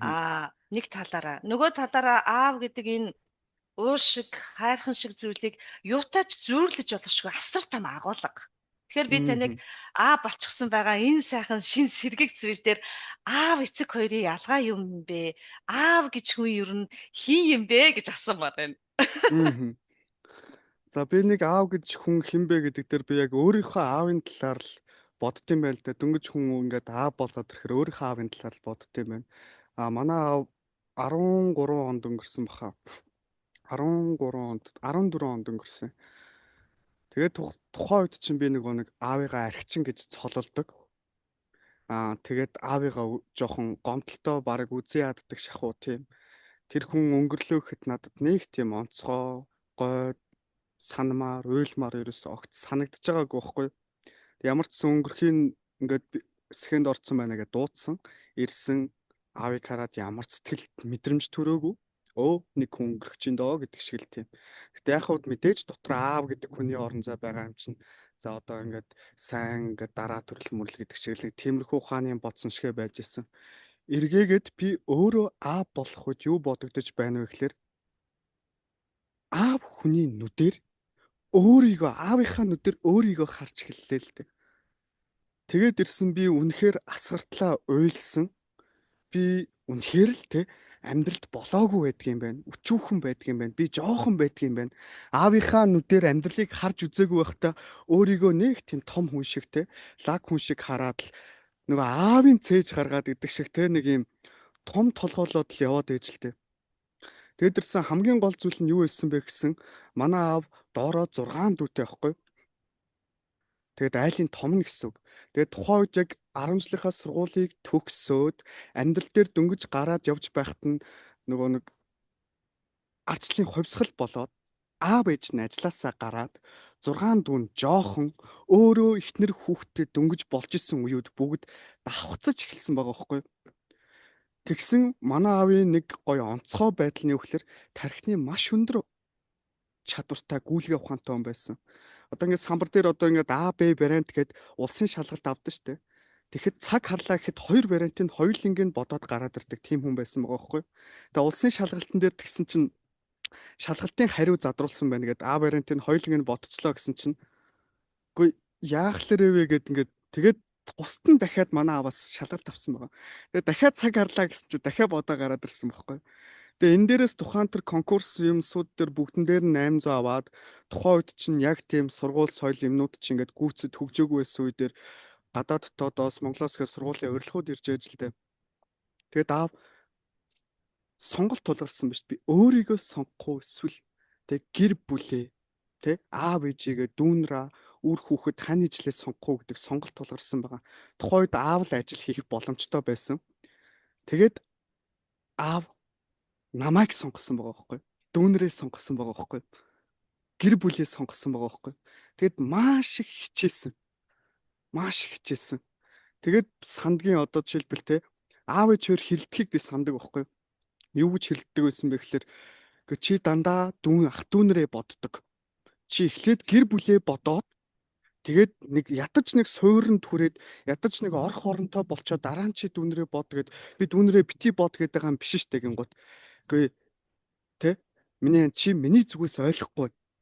Чи миний юу мэдэрч байгааг мэдрэхгүй нэгэд тэгдэг байсан бохгүй. Тэгээд заримдаа аав ингээд нэг те жоохон балгахаараа ингээд би сандаг бохгүй. Амьдрал намайг нэг жоохон дэмжиж өгсөн бол би үнэхээр гоё амьдрах байсан юм да. Даанч надад тийм боломж олдсонгүй гэдэг дандаа тэгж хэлдэг байсан бохгүй. Тэгээд иймэрхүү байдлаар явсаар хагаад ээж аав хоёр салсан. Тэгээд бүх буруутан нь аав болж хувирсан. Бүх хүмүүсийн хувьд шүү. Бүх хүмүүс эргэн тойрных нь хүмүүсийн хувьд. Тэгээд сүүл рүү аав өөрийгөө ч буруутгасан байх. Тэгээд амьдрал нь тэгээд хамгийн гол нь аав хичээж ягаад за байр юм хүмүүд зохицуулчаад тэгээд үр хүүхдээ ирээд амнаа гэдэг жахт нэг хүн тулхтуулсан байгаа. Тэгээд аав тэрнээс хойш хоёр нархинд ороод эхэлсэн байгаа байхгүй. Тэгээ ингээ бодоод аваад үзэхлээр би яг хин юм бэ? Би яг тухайд яг юу мэдэрч ирсэн бэ те? Тэгээд аавынхаа амьдралын өнцгөөс өөрийгөө харахад Аав надад ямар хайртай байсан. Ямар авгаа хүн бэ те. Тэр болгоныг бүгднийг болгож чадчихсан. Тэгээ би аавыг тэгж огцом ууралж яхад нэг ч удаа харж байгаагүй. Ямар гоё. Тэгээ гоё төлөвсөн. Өнөөдөр миний дотор те хамгийн том багш гэх юм бол одоо миний аав байдаг байхгүй. Тэгээ манай аав маань дуулан, бүжиглэн те надад үлгэр ярьж өгнө. Баг байхад өнөөдрийн миний бүх суурийг тавьсан хүн манай аав байгаа байхгүй. Юу вэ гэхээр намайг гидсэнд байхад дандаа гидсэнд нь байхад ч те дуулж өгдөг, бүжиглж өгдөг те. Дөнгөж төрж явахад дахиад дуулж өгдөг, бүжиглдэг. Байнгын надад дуулдаг. Тэгээ байнгын надтай ингээд хөвгөлтөө байдлаар сайн сайхнаар харилцдаг. Бүр тийм байсан гэж байгаа байхгүй. Тэгээ баг байхад би сандын одоо бидний хичээл дээр байдаг бэлсгүй аясах хөвч утгаар нь хийдэг байж. Тэгээ хүүхдийн тухайн үед аавд тийм мэдүүл зохиоч юм байхгүй байгаа шүү дээ. Гэхдээ аав хүнийх хайр намайг зөв өсгсөн байгаа байхгүй. Тэгээ надад үлгэр ярьж өгдөг тасралтгүй байнгын. Тэгэл би ааваараа яриулах дуртай аав ярихаар юу н онцгой байдаг гэхээр яг тэр дүрдээ орж ярьж өгдөг. Тэгээ үлгэр ярьж өгснөөр би төсөөлөн бодох чадвар, миний сэтгэлгээ задарч би аливаа зүйлийг тод төсөөлөх чадвар бий болсноор миний тархины загвар зөв хөгжиж надад үнэн сэтгэлээсээ хайрлж, дуулж, бүжиглэж надад бүх зүйлээ зориулдаг байсан болохоор миний сэтгэлийн суур, сэтгэл хөдлөл маань зөв тавигдаж, зан зөв тавигдаж өнөөдөр миний бүх суур аав ээж хоёр байгаа байхгүй. Тэнгүүт тэр нэг суур авиас бэлэг мэдрэмжийн суурийг ээж сэгт дугуулангаар хөгжүүлээ явцсан байгаа байхгүй. Тэгээ би нэг 90 сайндаа өөрийгөө нэг тийм онцгой хүн шиг мэдэрч явсан цаг үед надад зөндөл дээготой байсан. Эргээгээд явж явж бидний аав ээжүүд ямар их зүйлсүүд хийгээвэ гэдэг зүйлс нь илүү чухал байсан гэсэн. Одоо тэгээд миний хүүхэд төрөх үед би ингээд яг өөрийнхөө аав нэм шиг мэдэрч байгаа байхгүй. Тэгээ би яг өөрийнхөө аав нь би өөрөө одоо яг аав болцсон юм шигтэй одоо би яг улаан хүүгээд аав шигэ болцсон юм шиг санагдаж байгаа. Одоо тэгээд би зөв чиглэлтэй зөв зүйл хийгээд явхлаар миний аав миний дотор баярлж байгаа надад мэдрэгддэг. Улаан хүүгийн мөнх гайхамшиг гэдэг нэр гарах болгонд миний аав дотор баярлж байгаа надад бүр яг бодиттой мэдрэгддэг. Үе үе миний зүүдэн дэрч надад урмын өгсөдийг хэлж намайг хайрладаг байхгүй. Гайхамшигтай. Тийм Та мэдрэмжтэй өөрөө байна. эхийн хэвлээд байхдаа урагт байхад л тантай хайраа тэгж илэрхийлж ирсэн байна. Тэгэхээр та бол одоо тэр бүх танин мэдхүйг авчихсан дээр нь нүүдлийн соёлын танин мэдхүйг авчихсан хүн гэргийгээ бие давхар байхад хэр одоо та нөлөөсөн бэ? Тэр үл одоо тааж би таныг бол бүр ингээд нарийн уурлаж шагналсан байх гэж одоо тань. Багш нөгөө нэг энэ дээр яг нэг нөгөө хэлэхэд загасчнэмэр усгүй гэдэг шигтэй. Тэгэж амар их хайрлж чадсан эсхтэй үнэхээр тэгж зориулж чадсан эсхтэй ингээд чамламтгай байна л да өөртөө. Ягаад тэгэхээр би энд нөгөө нэг хүүхдээ төрхөөс өмнө гэдэг тэр нөгөө нэг гоё агаартай, цэвэр устай, цэнгэг устай тэр орон зайг бүрдүүлнэ гэдэг. Тэгээд хүүхдээ болоод мэдээд эхлэхээр зөвхөн өөрийнхөө хүүхдийг гэлтэх бүх хүүхдүүдийг гэдэг үзэл хандлага надад илүү тод болж ирсэн. Тэгээ тийм болохоор энд нөгөө нэг бүтээн байгуулалт нүүдэлчдийн хүрээ хотхон нүүдэлчдийн соёлын засгийн байгуулланы нэтрэгээд төрхөөс өмнө юм амжуулах гэдэг чинь чинь гэр орноо бэлдээд гоё тосч авах гад энэ дээрээ жоох ихнэрээ орхигдуулсан баах ихнэрээ бас олон талын юмсууд дээр бас гомдоосон байж магадгүй бах. Гэхдээ ямар ч байсан өөрийнхөө чадхаар бүх талын юмс дээр зэрэг зохицуулах гад ууг нь хичээсэн. Тэгээд хүүхдтэй мэдээж тэр хайрыг тэр мэдрэмжийг гидсэнд нь байхдын байнга ярилцах тэг хайр юу болоод байгаагаа тайлбарладаг байсан би. Заав нь ингэж явж байгаа шүү. Заав нь одоо тэгээд явж байгаа шүү. Хол ойр байх нь ойр байхдаа илүү тэрж жагаад гараа тавьж жагаад тэр бүгдийг илэрхийлдэг. Хол байхад болохоор дотоод мэдрэмжэндээ хүүхдтэй байнгын тэр бүгдийг илэрхийлж явж исэн. Тэр хүүхд сонсдог. Хол ойр байх нь хамаагүй сонсдог. Гол нь тэнд сүнс нь байж байгаа гэдэг маш чухал. Тэр сүнсийг би төрхөөс нь өмнө мэдэх болохоор тэгэхээр тийм хүндэтгэлтэй ханддаг. Тэгээд ийм байдлаар харилцаад явсан болохоор манай хүүхэд их гоё тайван, амгалан, дөлгөөн тэг миний ярьж байгааг дандаа сонсож ойлгодог. Одоо 1 сар дөнгөж хурж ийнэ үгүй юутай байна. Гэхдээ миний ярьж байгааг хэлж байгааг яг ойлгож байгааг эргэн тойрон бүр үнэхээр хараад шоконд орж байна. Миний ярьж байгааг ямар ч хэсэ ойлгодог. Нэг жоохон уйлал ингээд эхлэн заав нь сүг нь бэлдэж байна. За даав нь ингэж шүү. За миний үрийн гидсэн дүүрээ юу? За дүлээрээ яг л дүлнэ. заавынхаа гар дээр бачих яг л баан те. Ингээд бүгдсэн Хөөхий. юмс тэр заав нь ингээд явчихад тэр миний хүүхд ингээд байж байгаарэ. Ээжтэйгээ ингээд бүр тэр чинь ингээд бага хахад ингээд аав ээж тэгэж хилээлээдэг гэсэн шүү дээ те. Тухайн үед одоо жишээлбэл яг ойлгодог ч юм уу ч юм уу гэж бодмоор авчих. Үнэхээр ойлгодог байж л та. Одоо ингээд нэг сүнслэг талын юмсууд руу чиглээд ирэхлээр чинь яг мэдрэгдэж байна л та. Ихийнхээ хөвлөд монголчууд чинь нэг нас хүрчээд гардаг гэж мэдлэг гэж төрдөг тийм ухаалаг бүр төрхөөс нь эхлээд төгсөх хүртэл бүх зүйлийг томьёолоод бидний ахуйч ингэж гисэн тийм гайхалтай онолыг та одоо яг амьдрал дээр ингээд хэрэгжүүлээд явж байна тийм ээ. Тэгэхээр олон аавууд яг тань шиг ингэж мэдрээд хайр гэдэг зүйлэд өнгөрсөн одоо ирээдүйн гуравтай гурууланд нь үнцийг өгөх юм болбол одоо таны ажид байгаа наад ухаалаг хөвөл одоо ирээдүйд бүр үнэхээр гялалзах, тодрох, бадрах тийм сайхан Монгол эр хүн болж өсөх суурийг тавиад байна. Тэгэхээр яг тантай одоо би ингээ яриа сууж хахад ачхуу өвөө та гэсэн гурван холбоосон дунд ингээд гуруулантай нь ярьж байгаадаа би их баярлаж байна. Гялаа. Тэгээ та минь одоо ингээд тий төмөн шуу суух сагалгар модон хөрсөө тавьчихсан. Тэгээд модон цэцэглээд мөчөр гарчихсан. Ийм сайхан хүүтэйгээ аав танаар цаг үргэлж бахархаж байдаг байхаа гэж өөрөө ирэхгүй бодогдчихэв. Тэгээ аав гэдэг сэдвийг би танайтайгаа яг ингээд шин тэр сэрхүү дээр шин мэдрэмжэн дээр нь асуувал олон хүнд бас их одоо дүлэн болоод очин болоод цаашаага бадрах тийм одоо зам зүг чиг нь болох болов гэж бодоод би яг энэ асуултыг асуундаа гэж бодоод байсан. Тэгээд олон хүн аавын тухай таны энэ мэдрэмжийг сонсоод бас жоохон ч гэсэн ухаарал аваасай гэж хүсэж байна. Өөрөлд энэ маань нэр мөн гүммөр. Тэгээд гүммөртэй үйлчлэр дамжуулаад мөнх гайхамшигыг бүтээж байгаа таньда үнэхээр их гялалаа. Тэгээд таны нэр маань ч өөрөө мөнх гайхамшиг юм. Мөнх байна гэдэг бол мөнх хөх тэнгэртэй туйлын гэдэг санаа агуулгадж байдаг. Тэгэхээр туйлын энэ гайхамшигтай зүйлсүүдийг хүмүүсийн сэтгэл санаа, оюун санааг сэргээж өгч байгаа. Одоогийнхоор бол соён гэгэрүүлэх нийгэмдээ хүлээсэн үүргээ уул нь байгууллагууд хүлээж явах ёстой. Атал хувь хүн ингээд бид нар үүрээд явж байгаа. Тэгээд хувь хүний энэ үүрч яваа ажлаа нэр төртөө гүйцэтгэж байгаа таньда олон эцэг эхчүүд олон хүмүүсийн өмнөөс бөгөөд ирээдүйд гэрэлтэх тэр олон ирээдүйн нарнуудын өмнөөс хүргье. Тэгээд таньда маш их баярлалаа. Баярлалаа. Сайхан амраарай. Сайхан амраарай.